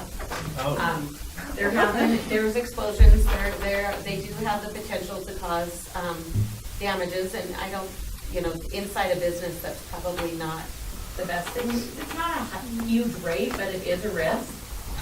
This is what I really am most interested in letting you know for the education. This is data that came out last year from the Youth Risk Behavior Survey. And if you look at that, hopefully you can see it well enough. All the use of chew and tobacco, other tobacco products, traditional cigarettes, and youth is all going down, and the e-cigarette youth is skyrocketing. And this is our local data for Mineral County, and this is just high school students. This doesn't include adults. 50% had tried vaping, and 24 had answered yes that they used them within the last few days and were considered actual users that weren't just experimenting once. And so this really is just the trend that you don't want to see. 9 other counties have already added this. The city of the Missoula, it was in the paper this week that they finally got theirs passed. But these are the other counties that have already put this into their clean indoor era protocols. And it really, it shouldn't affect a lot of adults, but we hope that it affects our youth rates. And then these are the organizations that are all promoting this. And so you can see it's not just a problem here in Montana, because it's national, it's Montana, it's Mineral County, it's all over. So if you look at that, you can see kind of what's going on around here. And so I don't know if you guys have any interest in doing this. It would take some legal language that I would go over with Ellen if you guys endorsed it, and then it would have to, be brought to the public and see if they have concerns. This got brought up with me even before the state started pushing it. I have received calls from a couple business owners, and they want to be able to, can people do this in my business? And we say yes, unless you tell them they can't as a business owner. And they don't that makes it difficult for them to take it on. And so this is something that we can do, hopefully, to continue to improve the air quality for Mineral County. So you're proposing not just enacting this on county property, but you're saying expand it, have a county ordinance that encompasses all businesses? And it's just for adding the vaping. It wouldn't affect chew in businesses. Right. Because it's the vapor. We included chew in the one for the county because we could, and it was a good example. But for private businesses, if somebody's in their business chewing, it's not impacting, they're not exposing someone else to that vapor. The problem with a lot of this is there's no long-term studies. It's a new product, but they're directly inhaling it into their lungs. And so it'll be really interesting to see, how the health effects prove out, but we know that people shouldn't be involuntarily exposed to it. And that's why so many places are starting to add it too. So I just want you to be able to look at the information. If you guys are interested, as a Board of Health, if you think it's important, then I would want to go out and, send a letter out through the chamber to all the businesses, say, is this something you're in support of? Maybe have a public meeting about it, see what sort of feedback we got before we and then look at what a policy, I have a model policy that I could show Ellen if it was something that you guys wanted to endorse. But my biggest concern is it's such a big problem with youth. The schools are going nuts with it. And a lot of kids are being suspended. Devices are being taken. It's really easy for them to use and camouflage. Some of the new ones look like flash drives. They're called jewels. If you guys look it up. They look like a little flash drive, so you look like you're carrying around your flash drive, and they just changed the little cartridge at the back. And if you smoked it in a bathroom stall, I mean, it could smell like grape Kool-Aid. Because most of them are fruit flavors, they don't smell like tobacco. But they still put off the vapor if you're within that close range. And we don't see a lot of adult use. I don't know that there would be that much pushback because we don't, what they say they're designed for is not who's using them. So. Does the Center of Disease Control have any data at all that supports anything close to what cigarettes causes in secondhand The smoke? cancer rates. Yeah, anything that's deleterious to the health. Do they have any data at all that supports this particular There's a cigarette? lot of data, but none of it's long-term data. Well, it ain't Because been out that long. It's because it's so new. Yeah. I mean, they know that if you look at the list of things All that are the in stuff, it, yeah. those are toxic chemicals, Yeah, that all makes sense. It's just. but they you're don't going- have a way to prove a long-term study that this is going to cause lung cancer. This is going to cause, they're worried about some of the flavors causing things like popcorn lung. If you ever heard about that, the people that Yeah. used to work in those mill or facilities that made microwave popcorn, they all started having huge significant lung disease. Like they're worried about some of those chemicals, but those things don't show up right away. And so they're just saying, to decrease the risk to the public, we know these are dangerous chemicals. They shouldn't be inhaled and you shouldn't be exposed to them. What does CDC say? Do you have data? Yeah, there's What their statement is? I don't have this statement with me, but I can email it to you. It's where I got it. All the resources are attached to the back, and I can Okay. send you exactly what they say. So I can put that out and give you that information. I think we go to the public, we need to have something that substantiates harm and something. I mean, theoretically, it makes sense. It's just logical. Mhm. But is there something that an authoritative agent has actually made a statement about The it? Surgeon General's office has Okay. significant. They put it out, especially damage to youth. It's more specific to youth, and they're the ones that are one of the groups that are endorsing this. But there's data through CDC, through DPHHS, through the U.S. Surgeon General. There's a bunch of big reports, but like I said, none of it's long term, which makes it hard to validate. And do you think there's anything in what we would be intervening recommendations to the public that would decrease the use of it by the youth? That seems to be the touch point right there. right now. What they're saying is it just it tries to make it not look like a normalized behavior. You're saying that people walking through the grocery store vaping is normalizing it to you. And so if you continue to, it's probably not as effective as education and things that we're already trying to do in the schools and through parent education and things like that, but trying to make it not look like a normal occurrence that you just walk through the store and suck on a nicotine device. Mm-hmm. But I'll send you more. I mean, I can send you, there's a lot of emerging information. They haven't had any legal challenges in any of those counties that have done it. Because there's no data that says it's good for you. It's interesting that Missoula County did not, just the city did. Yeah. I don't know, maybe it was just easier in the city. I don't know I don't know if it was just easier to go to in a big county, it affects a lot of different places, so. Then the state passed the laws regarding the smoking in private businesses and establishments. Was there talk at the last session regarding this topic? There wasn't any that I heard, but I'm guessing probably with this kind of a situation evolving, then it probably will come around. I'm guessing that, because it should. Yeah, when it passed in 2009, they weren't even available. So they are included in that language. And if it was good for you, they'd be there challenging it, I mean, it just kills me that they want to camouflage that as a black drive or And they look like anything pens. to give to Like a they look kid. like this. Yeah, Like if yeah. you go down to the Chris Claremont's office, you could say, "Let me see a vape pen," and he can show you when he confiscated. It looks like this. Reminds me of the candy cigarettes when I was a kid, Here, have one of these. Yeah. Oh, I liked. And I never See, they were normalizing. Yeah. Yeah. So, like I said, it's new. It's new information. I think a lot of people think it's already included. I think people just think they can't do it, but what it would really involve is their signs that they have on the clings on the door. Instead of just saying you can't smoke in here, they would say no smoking or no vaping devices. But Basically, it's just adding the vaping devices. it's only under adding, the yep, you don't smoking. change your whole, because you can be more stringent, you can't be less. Because when the state law came out, you can be more stringent in your county, you just can't be less stringent.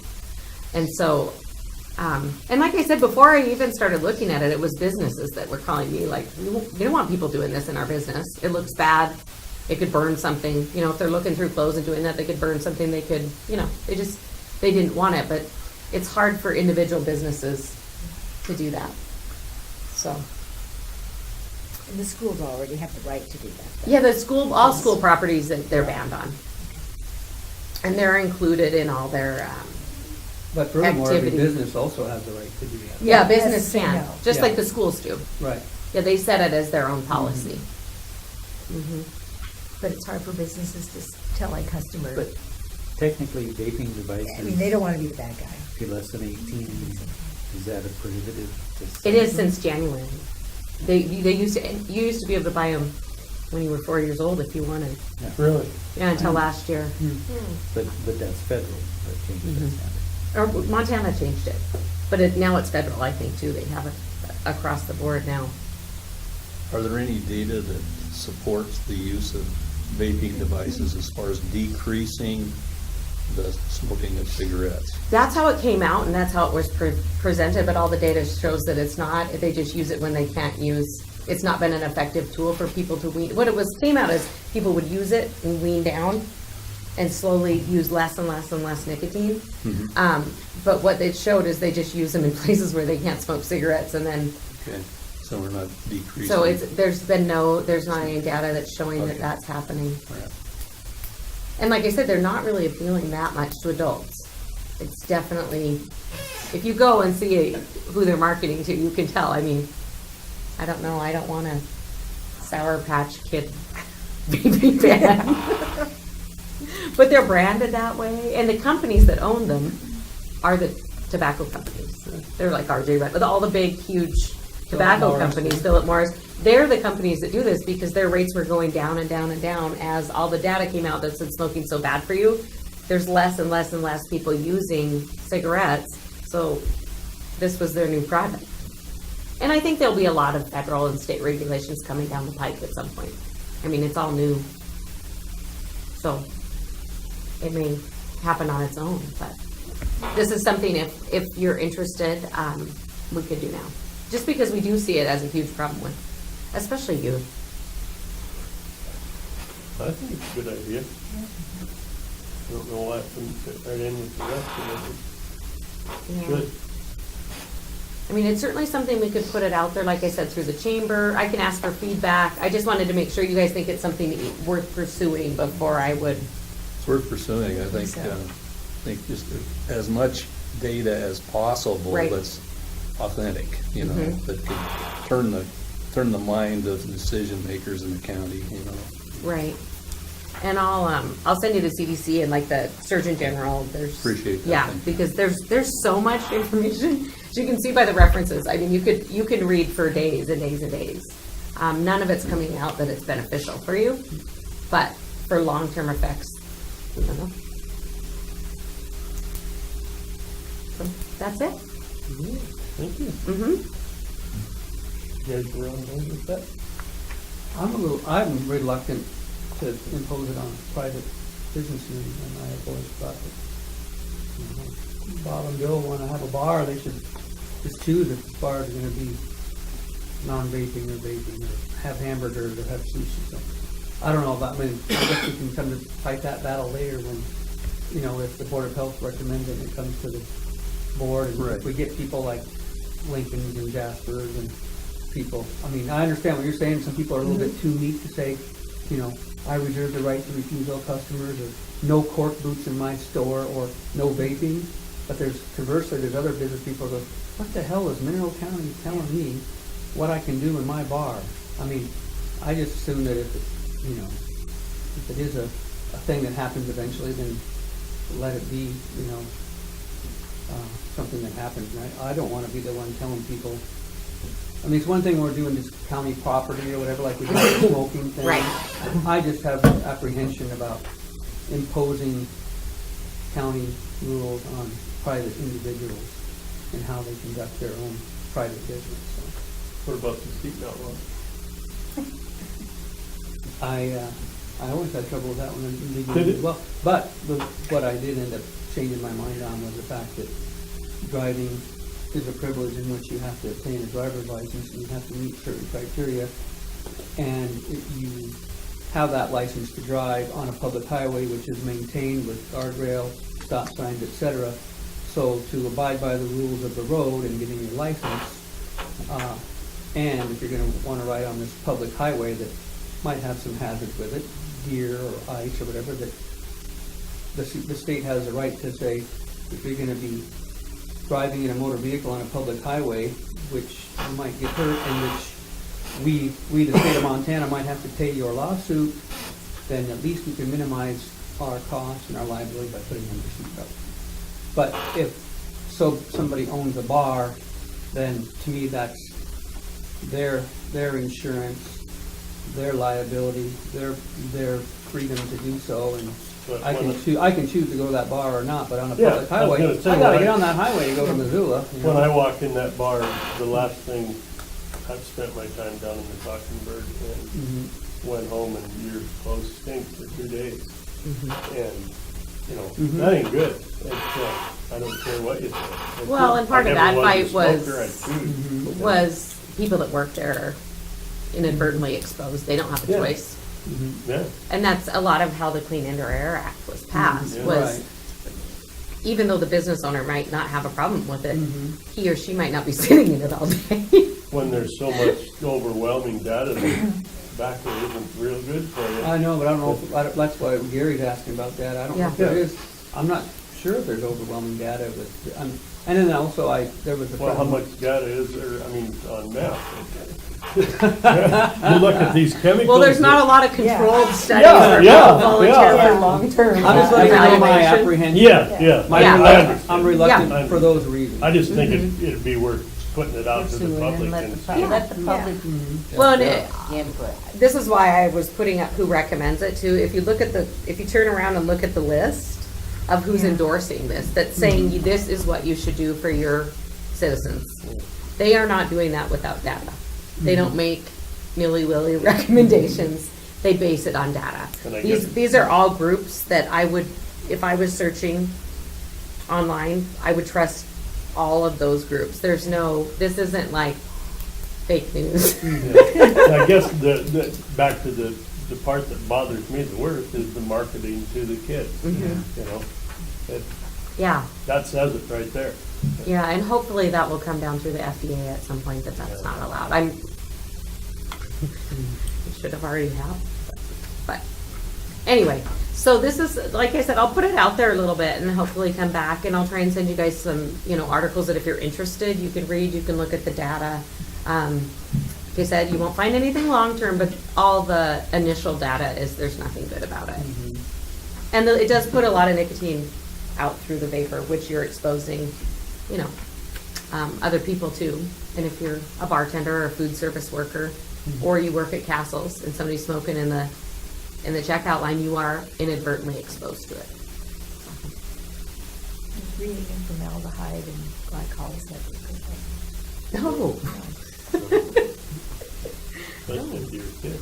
Yeah. Well, and then nicotine is specifically harmful to youth, and that is definitely documented because the frontal lobe of your brain isn't developed until you're between 24 and 26, and that's the area of your brain that's most likely to impact addiction. So. Thank you. Yeah.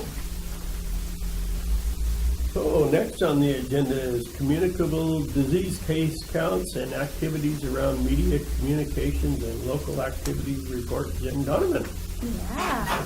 So last time I asked you, what do you want to know from me? And I pretty regularly update you three, but I was thinking that you guys really don't probably know very much about what we do and what's going on. So I give the county department heads a monthly report, and I kind of compile that quarterly one. And I didn't bring everybody copies today because it's 10 pages, but I can email it out if you're interested in going into more detail. But what you had asked for last time was our communicable disease case counts. And so from January until today in March, we've had 32 cases. 25 of those were influenza, 2 chlamydia, 2 were rule-out hepatitis A. 1 wasn't a dog bite. We only had 1, and that was recent, and it actually went pretty smoothly, which was, we were celebrating. 1 hepatitis C and 1 Campylobacter. So, Since January 1? Yep. Okay. Since January 1st. And then I can also give you like a yearly thing or whatever you're interested in hearing about. So then the second thing, our media relations. I got to jump full on into talking to the news and everybody this since we met last. The report from the CDC that I talked about last time, where they released it in summer 2016, and it was called the County Level Vulnerability Assessment for Rapid Dissemination of HIV or Hepatitis C Infections Among Persons Who Inject Drugs. That basically said that Mineral County and Treasure County were identified among 220 counties in the whole U.S. for being at high risk for increased hepatitis C and HIV infections among our IV drug user population. So what happened at the time is we did a little outreach to our community partners and didn't see any need to do anything extra because the state and we couldn't figure out how we ended up on that list. And this fall, or this winter, it kind of bubbled to the surface. So I got an email request from the Missoulian, and myself and the Department of Health and Human Services band together, and we replied to them. And he wrote an article, Kim Brigman wrote an article that I actually thought was as good as it could have possibly been. However, the aftermath of it was terrible. Everybody who read it, not everybody I should say, most people who read it walked away saying, we have a bunch of HIV in Mineral County. And I was like, whoa.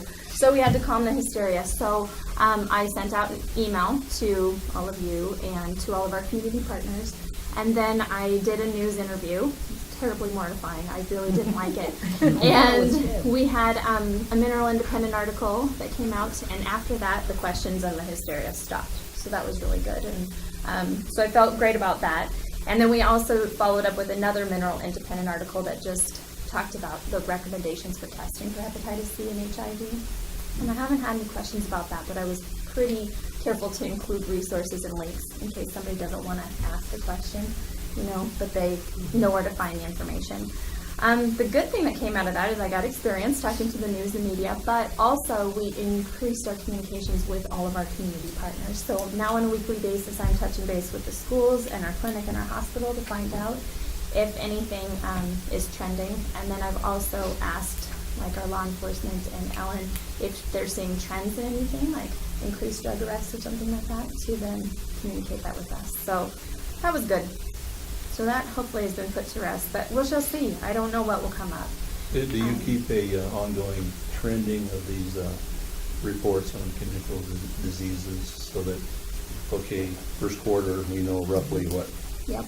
And what's the numbers next quarter? Do you kind of keep a trend there? Yep. So on a monthly basis, since I've been doing these reports for the county, I've been tracking it. Okay. So I'm just starting to put these processes in place on how best to track the information and monitor it. Good. And so I'd say I'm still in the early stages of all this, but it was a good learning experience, and we're really kind of tightening up our processes and trying to figure out what we need to be doing to monitor the health of our community. So, any questions about that? You did good, Jen. Thanks. It was scary. I didn't enjoy it. But it was fine. Now I'm like, all right, bring it. No, really, don't do that. And then influenza. We actually had a fairly quiet year, which I'm happy about. To date, Mineral County only had 28 total cases, 6 hospitalizations, and unfortunately 1 death. But as of last Friday, across the state of Montana, there were 8,108 cases, 776 hospitalizations, and 38 deaths. So I attribute some of that, we don't have a heavily populated area, but also we really got out there. We immunized as soon as vaccine were available. We did a lot of education to community groups, to our schools, through our health department, social media, through all sorts of avenues, and I think that helped. I got to go on the news again I don't know if anybody saw it, but Houseville. they called me up and asked, can you please talk about the CDC's initial vaccine effectiveness rate report? And I was like, oh man, I didn't even know it came out, so give me a minute. And so the initial report showed that the vaccine is about has an overall effectiveness of 36%, although it varies depending on the age group and the vaccine strain that you're talking about. But we won't know what the final vaccine effectiveness report looks like until May or June. So, and then also in the world of communicable disease, Barb is planning on attending the Southside outbreak investigation training. I'm not sure if Tim is going to go. Yes, awesome. So that's basically going to strengthen our response to if we have a waterborne outbreak or a foodborne outbreak of disease. So we're going to figure out what we need to do so we can respond as soon as possible, as quickly as possible. Did you know that was a PEP deliverable? No. But I don't know everything there is to know about everything. Yeah. But I'm glad. That's great. We'll be able to check that box. So they just delivered our monthly newsletter from Food and Consumer has their thing, and the PEP part of it is review this, but it says that we need a written protocol after we take the course. okay. Take good notes, Barb. She's a good like I'm just gonna be loudly, but it says part of the PEP deliverable is the written protocol. Okay. That's good. I want to get all these protocols in place so that way when something like any of this happens, we're not going, Yeah. you know, we just know what to do. The next private party, I'm just thinking of declare an epi event, and you guys. We'll come help. We're with that. still laughing We'll come about help. that. Because we didn't have to go. The next thing I wanted to chat with is about FICMR, which is Fetal Infant Child Maternal Mortality Review. It's a team that we have in place in our community, and anytime there's a death in any of those populations, we have to review the death to determine if it was preventable. And so I went to their annual meeting this week, and they told us that they're giving us a one-time $2,000 pot of money to implement an evidence-based injury prevention program or service of some kind in our community. And we used to base those off of how our kids died, but we don't really have a lot of kids that die, which is lovely. So I don't want to make that decision on my own. What I'm thinking is I'll pull together a little survey monkey, I think, and probably send it out to Board of Health, maybe our mental health providers and our medical providers to find out what are you guys seeing, where's your interest. And some of the options they gave us were like infant safe sleep education or teen suicide prevention or motor vehicle safety, whether you're targeting infant car seats or teen driver safety. So it's pretty exciting that we have a pot of money that we just get spent on that, but I don't want to make that decision on my own. So if you want to provide me feedback, that would be great. If not, that's cool. How are you informed of fetal death? I get an email. We get a report, so they compile it at the state, and then So it's when it goes to death certificate is filed with court, Yeah. goes into the system, comes back to you. I'm not sure how their background communications all work. Sometimes we hear about the deaths before the state knows about them, before they have all the paperwork filed. And so we actually have two to review, but both of them were infants, and I don't think that they were, I don't know. Anyways, so that is upcoming. And then another thing that I may need some input on is we have a Parents as Teachers program that we've had in place since 2012. Since that time, we've served 100 Mineral County kids from 83 families, and we've given over 2,400 visits. But Mineral County has a high rate of CPS referrals, Child and Protective Services. And so at the state level, the Child and Family Services Division has wanted to partner with the home visiting programs to see if we are willing to deliver some pretty intensive home visiting services to these families that are involved in CPS. And so we were selected as a site that they're asking for our help on. And from a personal standpoint, I'm like, whoa, I can't take on any more. But from a community standpoint, I think it would be really beneficial. So I have a call next Monday about that. And If you were having trouble getting a part-time nurse to apply, is that something that they might provide money where you could get a full-time position for your part-time nurse to help? Possibly. I was thinking about that this morning. Yeah, well, we have been trying to find an RN, and the partnership clinic's trying to find an RN, and the hospital's trying to find an RN, and nobody can find any RNs, so it's really pretty frustrating at this point, but possibly. I don't know the specifics about funding and all that kind of stuff right now, but I was thinking maybe this person could do this program, that program, and we could get a full-time, and but that's kind of in the works. So that is one of the things that fits into our CHIP goals, and that we have talked about, and giving you some updates on that as well. Immunizations, we have a fridge full of immunizations, and we're going to start giving them again in April. It's so exciting. However, our fridge went up to 1 degree below our out-of-range temp yesterday, trying to give me a heart attack. 1 degree below, so they all got too cold? No, we're like in range by 1 degree right now, okay. So we're Staring monitoring at it. and calling. Are you throwing ice cubes in there? Oh my God, we're so stressed out. Our fridge went out in December and froze all of our vaccines, and so we've had a really thousands of dollars. We've had a hard time getting our vaccines back, but we have them. We ordered them. They arrived, and we're rocking and rolling. Please cross your fingers. In the schools, we've been really busy. There's been a lot of absences due to upper respiratory and GI illnesses. However, I keep hoping every week that they start to say they're decreasing. We have a lot of events coming up. We have Sealants for Smiles happening in St. Regis and Superior, teen immunization clinics and scoliosis screenings, Mineral County Fun Runs on May 9th here in Superior, so come and cheer our kids on. The little ones, 4th grade and under, run a 1 mile, and then the 5th and 6th graders run a timed 5K, and it's competitive, and so they all want the trophies. It's exciting. Barb's been doing great work in the tobacco world, and another thing that is applicable to the Board of Health is I was on a lead local call the other day, and they were saying that did you all participate in the Board of Health training that the Department of Health and Human Services came and did? Yeah. Okay. It was a few years ago. So they are putting that online, and so if you wanted a refresher in the 101, then that will be available. It may even be available right now. But then they're also starting to work on a Board of Health 202. So basically now you understand your role, how do you do it? Which I think would be pretty helpful, and I'm still learning about the functions of the Board of Health too. So as far as our community health improvement plan, our first goal is substance and alcohol use and abuse. There's quite a few things going on. Stephanie Quick may be applying for the drug-free community grant again. And Barb held a high school life skills workshop program in the school, and they focused on a lot of different things with the kids. They talked about suicide prevention, consent, reproductive health, healthy relationships, bullying, and substance abuse. So that's one of the things that kind of worked toward that CHIP goal.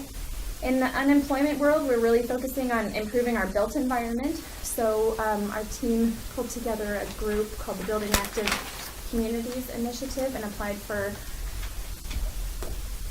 permission to go to a training, which they were awarded. No community this small has ever been awarded that, and so they're going to go in May. And in each of our communities, they've picked a project that they want to work on, so they're going to learn how to get these up and running. So like improving our parks and making walking paths and just improving our overall health of our community. In the child abuse and neglect realm, we are working, and our Mineral County Health Department is going to pilot the Linking Systems of Care pilot program, which is basically the development of a trauma screening tool for kids. And so we're going to do that with all of our WIC families and PAT families. And so the point of it is to try to figure out if kids have been victims of trauma and connect them to resources. So it's under there. And under our obesity goal, the hospital is really rocking and rolling with all of their programs, but Ashley took over the safety position for the county, and she's been working on getting interested county employees like standing workstations, because they talk about sitting, being the new smoking now, and implementing yoga and things like that. So lots of stuff going on. Any questions? Been busy. Oh yeah, it's fun. So, Jen, backing up to your influenza thing, Yeah. so just curious, statistically, when those come in, like you said, we had 1 death. Mm-hmm. So does that mean that person got the flu here and died here, or what happened if someone like, say, from the east end of the county goes to the hospital in Missoula and then they die of complications in there? Does that report count towards us, or is that a Missoula death? It's based upon where the person lives. Okay. So all of these cases, regardless of where they're diagnosed, come back to us. Okay. Which is kind of nice if you're thinking about the HIV and hepatitis C thing, because even if they go to Washington, if they tell them they're from here, we're going to find out from them. Okay. And then we have to follow up and do all these investigations. Oh, Chairman, I'd like to introduce a topic for a discussion at this point. Has to do with healthcare, and since we have healthcare providers here, we're in a national crisis regarding opiate, not just addiction, but death. And I guess the first question that I'd have is, we in our community surveys, we have drugs and alcohol as at the top of the list, but it's kind of related to all drugs. I'm looking at the idea of have we had, first of all, incidences for ER visits or even deaths have occurred because of an opiate overdose? Has that happened at all? And would we get a report on that if it did? Well, I can't say with 100% certainty that I know, but I have, through the communications that we've started having, I've asked them for things like that, like are people being admitted for opioid overdose, or are we having deaths? And I haven't heard anything, but I don't know for sure. And I don't know where those statistics are housed. So you could dig into this a little bit more. Yeah, I guess I'd like to, kind of give you a little more, something to add to your things to do, but it's one that, is getting a lot of national attention. We have a low county population, but on the other hand, one or two of them would make it magnify it greatly. And if there's anything that we can be proactive in that regard, I would welcome that as part of public health.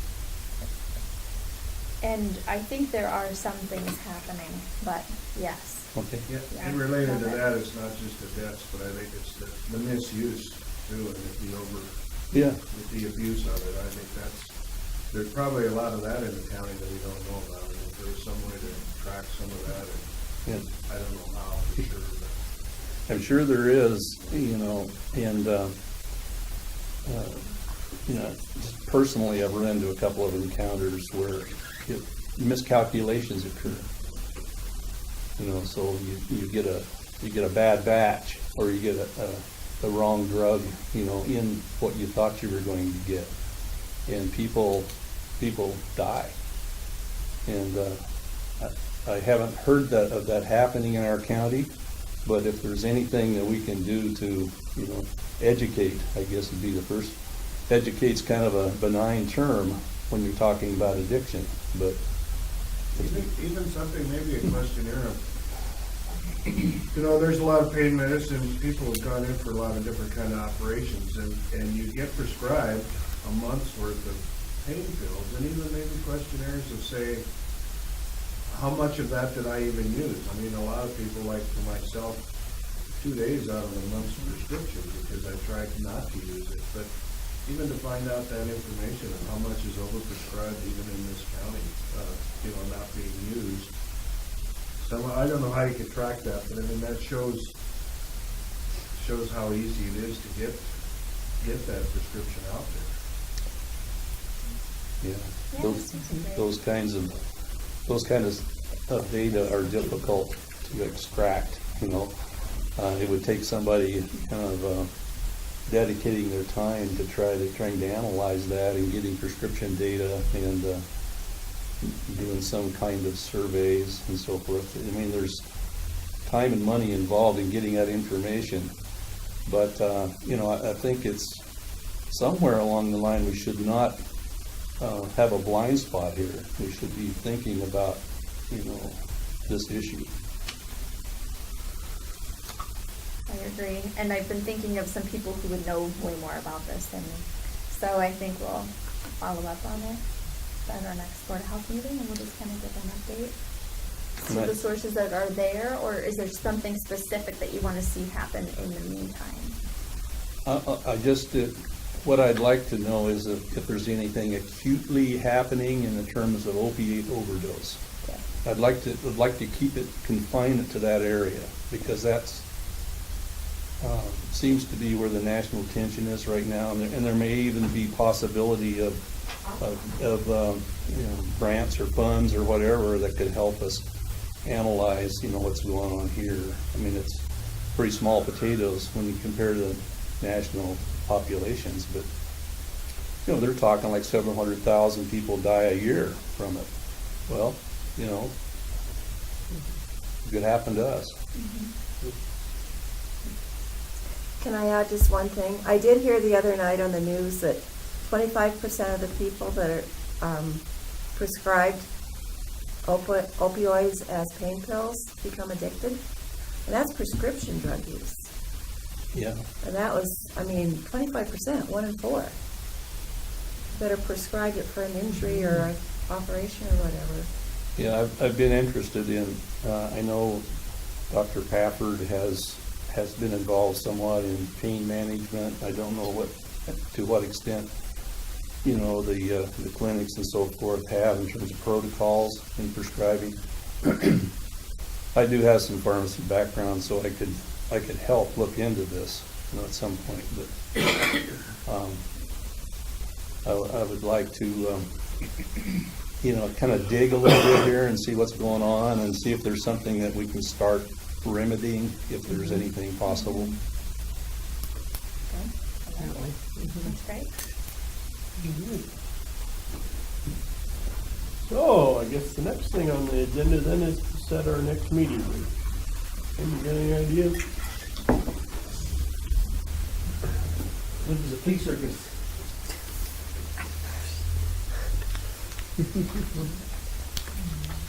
Isn't that over Memorial Day Memorial weekend? Day Yes, it's weekend, always isn't it? Memorial Day. Yeah, so 27, 6, 7, 8, 9? Yep. 6, 7, 8? What's that? Yeah, May 25, 6, 7, and 8. Yeah, so. Maybe the 11th? I don't. That's our Wanna talk district's about meeting. April. Tell us about it. That's right, just got that email. Yeah. Well, That- April 20th, 27th? Well, should we have a 10th meeting to make up for it, Lori? What's that? Should we have a May 10th meeting to make up for us being gone on Friday then? Oh, I don't know.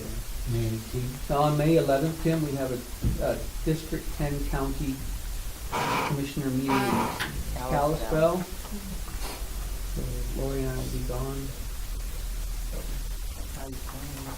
Hmm? What day is it on? It's on Friday, Friday. the 11th. Oh, the yeah, 11th. I guess I could go, Yeah. okay. Yeah, it's in Kalispell. Is there, send things on the 4th? Fourth? 4th, now?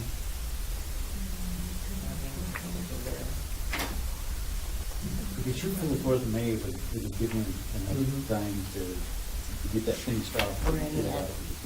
we don't have anything the 18th through the 25th either, so. You need more time to prep though, for May 4th. Well, I mean, if I want things for a group event 15 days before. Oh, right, oh, Yeah. okay, right, I'm yeah. gonna have to back it up Yeah. a little bit, so Yeah. if we can, right now, tentatively plan for the 4th, if it works, if not, works. Yeah, I would Sounds do good. it for it. I have a wedding. I was just that one. Yeah, you were just that one. This was out of Is yours state. far away? Yeah, North Carolina. North Carolina, oh. Wow. Gary, will you be around? Sort of, no. Just throw a dart at it. Hopefully it'll be around. Anything else? Nope. Do we have a motion to adjourn? I'll move. Second? I'll second it. Have a motion and a second for adjournment. Meeting adjourned. Thank you. Smoking's all right. All, everybody in favor? Sure, 4 minutes after 1, and on the agenda, we've got, I have an old agenda, I thought I had a new one. Anyways, Good, guys. Mr. Ken Verley in a car show There you go. topic, is that what we're talking about? car show and museum. Oh, that's why Sue's here. Sue's here, yeah. And you guys can come up to the table, you don't have to act like you're, unless you're worried that there's gonna be a fire, you want the easiest door. Yeah. Well, I'll start out with a car show. This is the 19th year for the Superior Car Show. As we all know, it's brought some economy to Mineral County, and it's been a good thing. And last year, the program expanded to include the vintage camp trailers, and we had, I think, 5 or 6 last year. And we parked them at the bank, which was extremely difficult because people had trouble backing them in. There isn't much room there to get in there. And so this year, that's been added to the agenda as a classification for a combination vehicle, so they will be giving awards. So we've already got 5 or 6 signed up, and we're still 2 months away, and so there'll be some coming. So we've actually run out of room to put these trailers. And so what I'd like to ask the commission is if we could get permission to use the courthouse lawn. And I understand there were some concerns last time that was brought up about the sprinkler system, but I guess, we can try to mitigate any damage by putting cones wherever there's a sprinkler system or a sprinkler box or something like that, so nobody drives over it. And do some things like maybe not sprinkle a day or two before the car show so the tire cracks don't rut it up and that sort of thing. So, anyway, that's my proposal. Question? No, I'm gonna try to text Joe, our maintenance guy. Maybe he should come and, because didn't we agree to it once? as Yeah, long as Joel could, yeah. Yeah, I think we agreed Yeah, we last agreed. year if Yeah. it needed to be expanded, that they could use the. Okay. We just want to Yeah. reiterate that, Yeah. make sure it's still Yeah. okay. I mean, I don't Because think we're we ever expecting said more. trailers, but Yeah. I don't know why trailers couldn't be on this. Yeah. You know? I think the plan is to stage them behind the trees across the front, adjacent to the street, and then if we get more, a second row behind that or a third row. So it'd be out front and around the side if need be, so that there isn't a lot of backing in and turning on the grass. It would be drive straight through and then straight through out the parking lot as we come out, type thing. yeah, I think if we just, I can't remember, did Joel say he would like to be down here that day to help guide people, park people, or would he just be able to mark it with, like you say, Yeah, maybe those little things that, on the wire, the flag or something? little flags or a cone or something. I just looked out there and there's some, control boxes and things that you want. Something definitive so people, well, I didn't see a little flag, type thing, but, and we would have people there parking. Oh, thank you, sir, you're responsive. Parking there as well. Come on up to the table, Joel, we're discussing, this is Ken Verley, and the car show comes every June, and they're adding a category of vintage camp trailers. Ken Verley? Yeah. Pleasure. Joel. My pleasure. Joel Skinner, our maintenance guy. So they have about 5 to 6 trailers already enrolled for this, and there could be potentially more, but they don't have space, given last year they ran out of room, and they were using the bank parking lot, but there was difficulty with people, the small area trying to back, et cetera. So we were talking about agreeing to let Ken use the courthouse lawn, but I wanted to involve you in terms of the underground sprinklers and where they could or could not be, et cetera. Is there tandem axle, I would assume? No, there's not old They're all vintage. Vintage. Like 15-foot trailers. Camp, Single axle. vintage. But you're just gonna be putting the trailers there, not the automobiles? Automobiles and the trailers. Oh, yeah, I don't know why that would be a problem other than,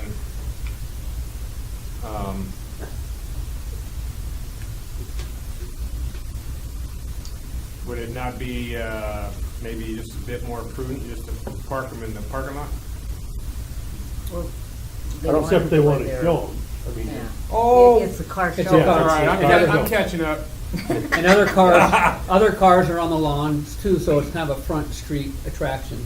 Yeah, I don't see why that's gonna be an issue, other than it's gonna, Compact a little bit where they go. yeah, it is. It's gonna put some marks in the lawn for a while. As far as that goes, I don't know why there would be a problem. You could even run over the sprinkler heads really, because the sprinkler heads are low enough. Yeah. They're not gonna really take the brunt, breaking off the heads. How many trailers? So far, there's 5 to 6 signed up, right? Yeah, we got 5 or 6 signed up already, and we're still 2 months away from the show. Last year, we had a total of 6, I think, and it was just an unannounced thing, and it just kind of took off, and so we expect more this year. Okay. So we're just, making plans in case. I've owned a few of in my time. I don't mind.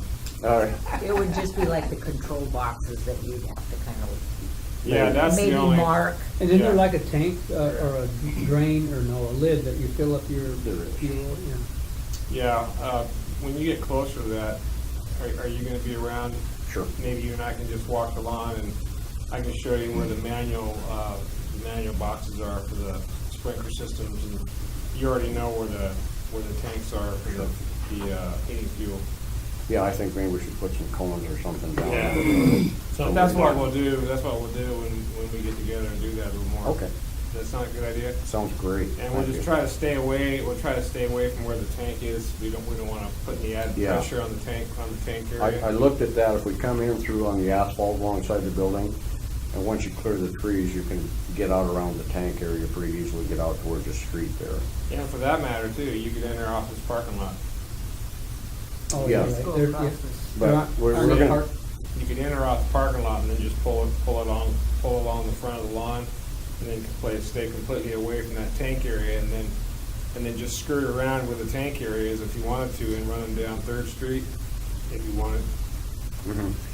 The idea was to pull them all the way through, like if we came in this way, we would go out through the parking Exit lot. that way, so no Oh, one's you're turning gonna around. drive them through? Mhm. Oh. And then they'll be a street park, they'll just come in one way, all the way around and start lining them up along adjacent to, is that River Street? Yeah.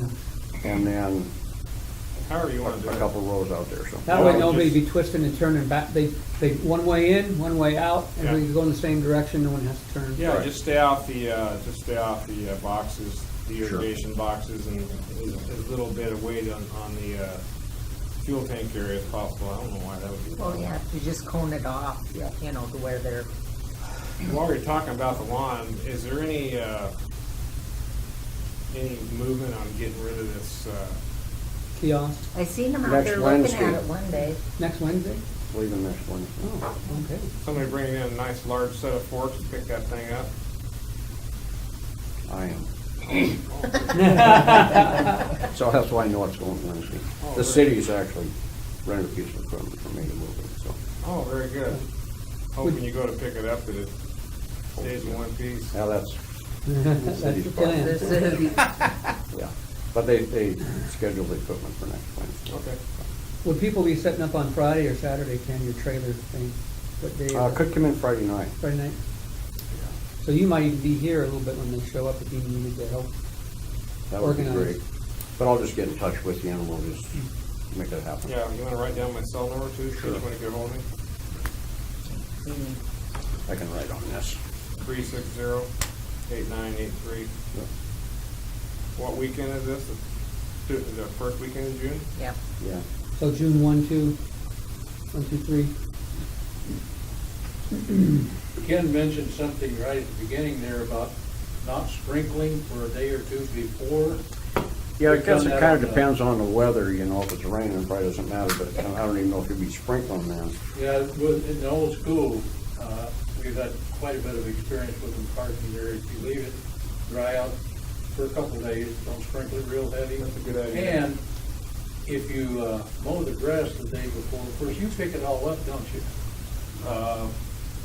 Yeah, Car In show a guys matter of don't like speaking, grass, the but- mower bag picks it all up. Yeah, you're in good shape too. They got mad at me one year for mowing the grass because I left the clippings there and they were tracking them all in their cars. No, I'll just shut the system off for a few days, so it'll be nice and dry. Thank you. Hopefully it won't rain. Yeah, hopefully it doesn't rain. Hopefully it's a good year. Okay, all right. So I guess, do we want to have a motion for the camp trailers specifically, or are we covered from our previous? I think we've covered, we allowed, okayed it before Okay. to use the courthouse lawn. Yeah. So you're gonna come in off 3rd Street, come around here, park, line up. Okay. Yep. Good. Yeah, just head and tail all the way around, and then a second row if necessary, and see where it goes. So, Okay, good enough. I don't see where that's gonna be a okay, problem at all. great. Cool. All right. Well, thanks for coming down, JW. I was right around the corner when you called me. Nice to meet you. Hey, pleasure, Ken. Oh, do we need, is Maybe our for next the topic museum, I don't involved? know if he needs it for the Oh, museum. Joel, hang Juniper- on a second, we're not sure what the next item is. It has It to could do with involve, you will museum, see. so. Mr. Curtin? Yeah, I just got one more question to add to this is,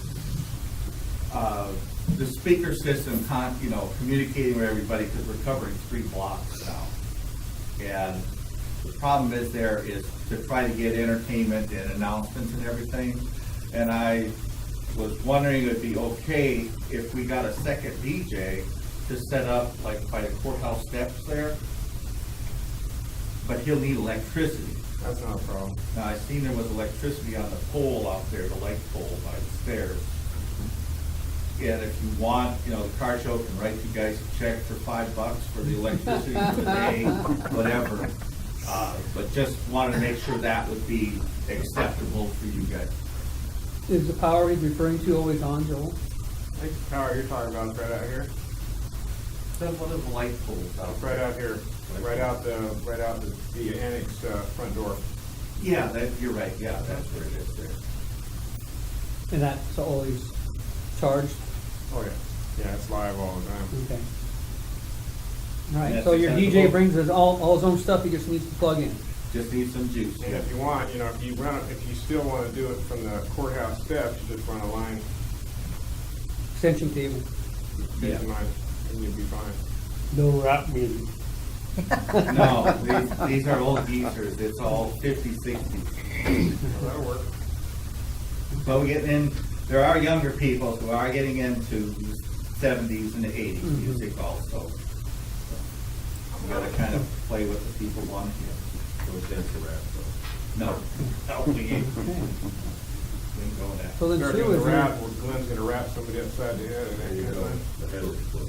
so Sue, is your museum dovetailed onto the same topic here? Car show on the lawn? Well, Sue's a little uninformed. We talked months ago, Yeah, and so if I can just kind of fill in there. yeah. When the mill went down, we ended up with a lot of memorabilia from Tricon. And we have the first board that was ever cut off the mill with signatures of all the employees. And we have the last boards that were cut off the mill with signatures of all the employees.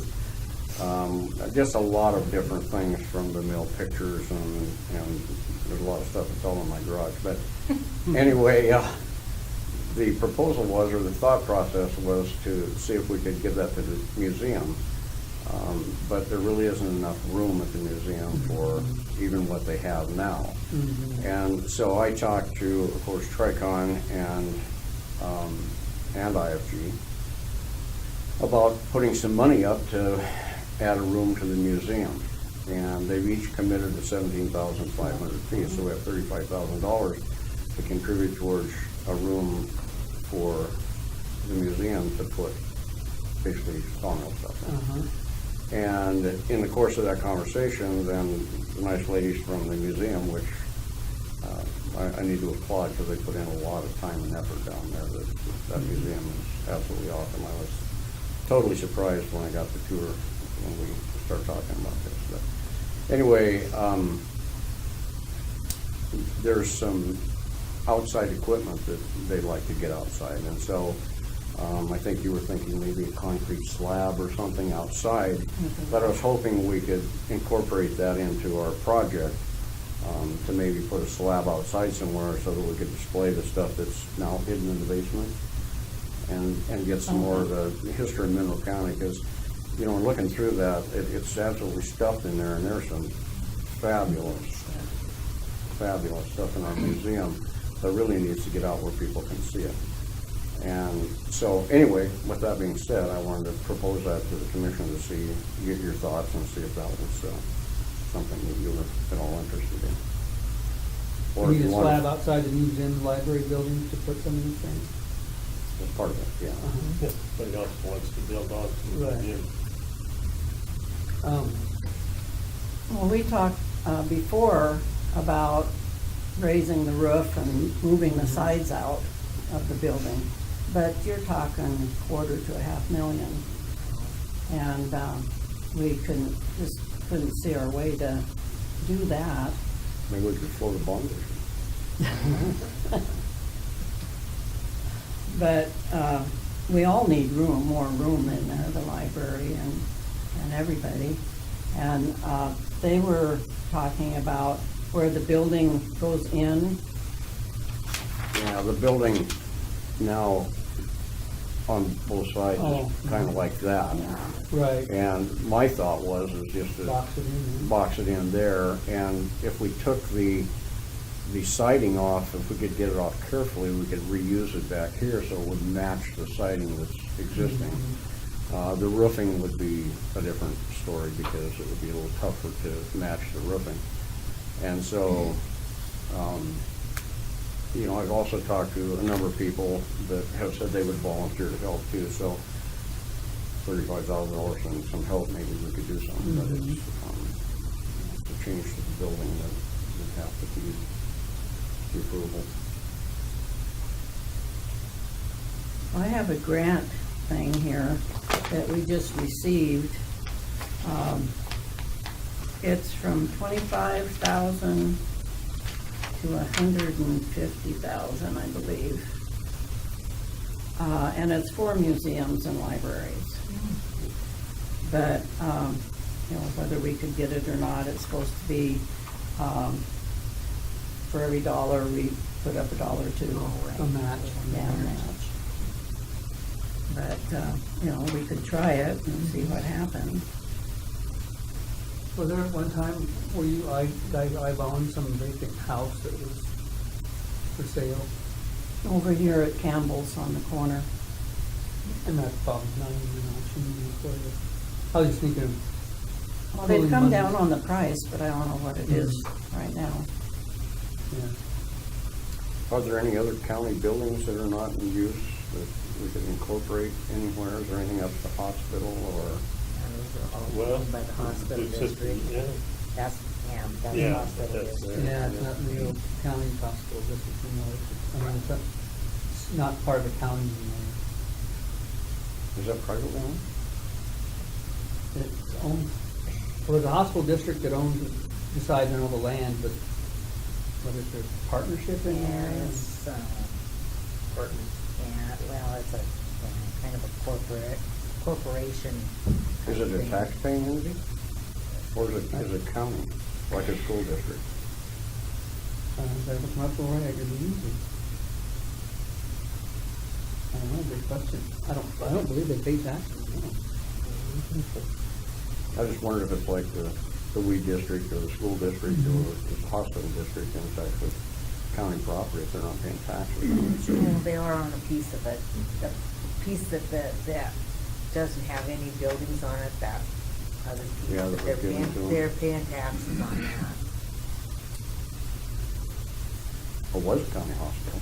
I know, it started out. Yeah, but there's, Something changed. yeah, I don't know how that goes. I'd be interested in knowing how that. Yeah, yeah, I would talk to Ron Gleason, the CEO, I mean, he kind of knows. And I tried talking to Tim Lee, but it's complicated how Yeah. slowly morphed. Yeah. Somehow it ended up going away from the county to being, I don't know what year that was, but. Well, if it's private entity, we should be collecting taxes on it. Yeah. If we're not collecting taxes on it, maybe it still is county property. Yeah. That might be an issue. But getting back to the museum, great piece of Monroe County history there, and these gals every week add to that, and it's just growing and growing and growing, and the space getting smaller and smaller and smaller, and so we'd like to be a part of trying to make that better for the county and the community if we can. And I'd really like to get that stuff out of my garage. Yeah. How about, if you don't mind me throwing in there, the basement's huge. No, it isn't. It's pretty big. And the other part, the issue about building inside that area, that's one space, it's just loaded with tree roots everywhere. And yeah, your clear roots can be cut out, but you're gonna end up taking trees out. The one tree right in the middle there, that would be right in the middle of that one space, that's what you're talking about? No, there's no trees where I'm talking about. In between the two. Be on the west side of the building. Right. There's a tree there, there's a big tree there. But it's out No, towards the street. it's plenty far enough away you wouldn't have root damage. I think you'd be surprised, but I just wanna throw that in there, Oh, but if okay. worse came to worse, you Come down could there. convert some of that basement down there. If you run Well, out you of know, options, over half of it is just crawl space. well, If we could dig that out and extend the basement, that would be good, but then you have to have some way for people, handicapped, to get down there if you're gonna have any rooms for public. Then you got the fire escapes. Yeah. We've thought of everything we can think of. And I've got the blueprints for extending the building out. But like I say, you know, would cost a lot. no matter They'd what. have to take the whole roof off, of course. I think another thing would be too, just talk to Emily over there about all the CDBG, economic development, all those grants that, you know, they, when they can't, The needs. yeah, the needs of Mineral County, you know, talk to her and find out if there's any of that stuff that would be, any of those funds that would be available too. Yeah, because this takes in the extension office, the helpline, museum, and the library, and, Yeah, but that's what I would talk to Emily and find out, you know, what those CDBG, any of those grants would be, you know, would fit into this, your need. yeah. But that's a competitive, Right, but I Yeah. mean, you know, yeah, I ain't saying you couldn't do it. Yeah, yeah, I mean, it would That's a be- long process. right, but, I think it's nice that Ken wants to do that. I just didn't know if that would be enough room, or if you are still thinking of a totally different locality with a different building, if you want to save. Well, there again, you know, what I was thinking over here on the corner was keeping the old house. It's a 1918 house. And then the back two lots, put in a museum and a visitor center. But there you're talking another big chunk of money. But that way, we would also have room to put the Keystone Drill that's at the fairground, and some of the other larger things outside. How big, how, dimension-wise, what's that? You know, I measured it when the mill first went down in December, it's like 15 by 20 or something like that. So, and I did get a couple of units of framing lumber from the mill before it went down for that project, so I'm sitting on those as well, so if that's something that, I think it's a neat idea. Yeah. You know, We don't preserve that stuff, it's gonna be gone forever. yeah, I just didn't know about, you know, revamping the old building, how much, if you would be opposed to that or not, but try to make it as aesthetically pleasing as we can to match the existing, but you have to give these ladies some more room to do some things and get some of that stuff outside where people can see it, because that is part of our history. You look around all these pictures in this room, that's all what we're talking about.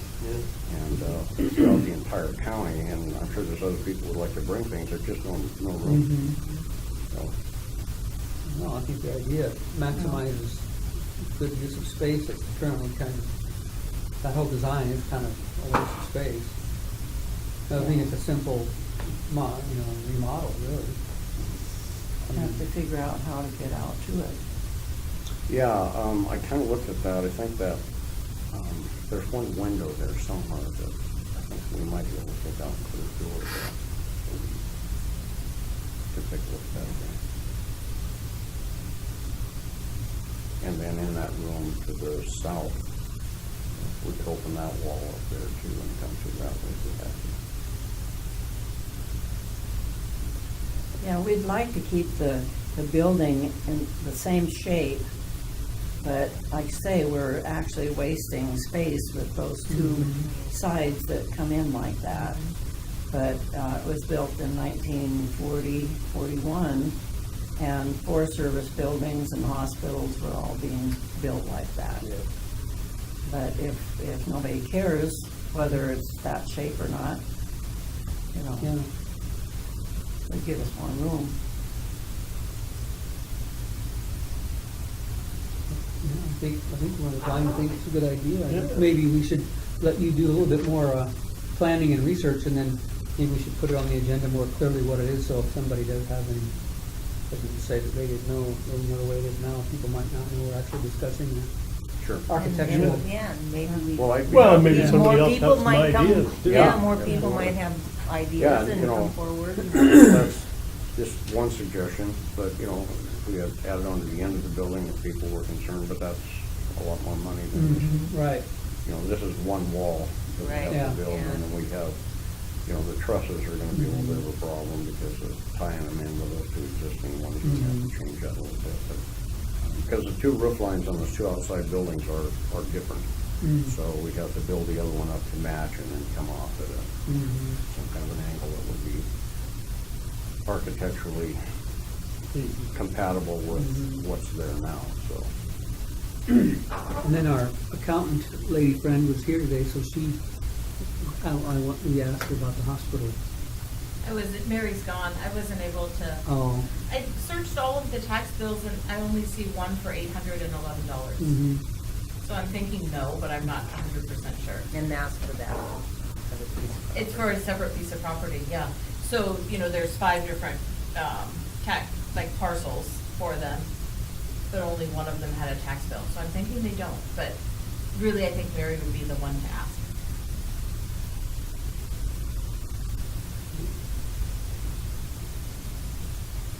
Because if there is unutilized space, or you could trade out Right. and have a bigger building that's not being utilized, it might make sense to do something of that nature. You know, maybe I could talk to the architect that drew up the plans before, that was 2010, when we looked at it before, and see if there's any way he could cut down on a few things and see if we could bring the price down, and maybe, you know, it would work. Because he didn't charge us anything to draw up those Oh, plans, and I really appreciated that.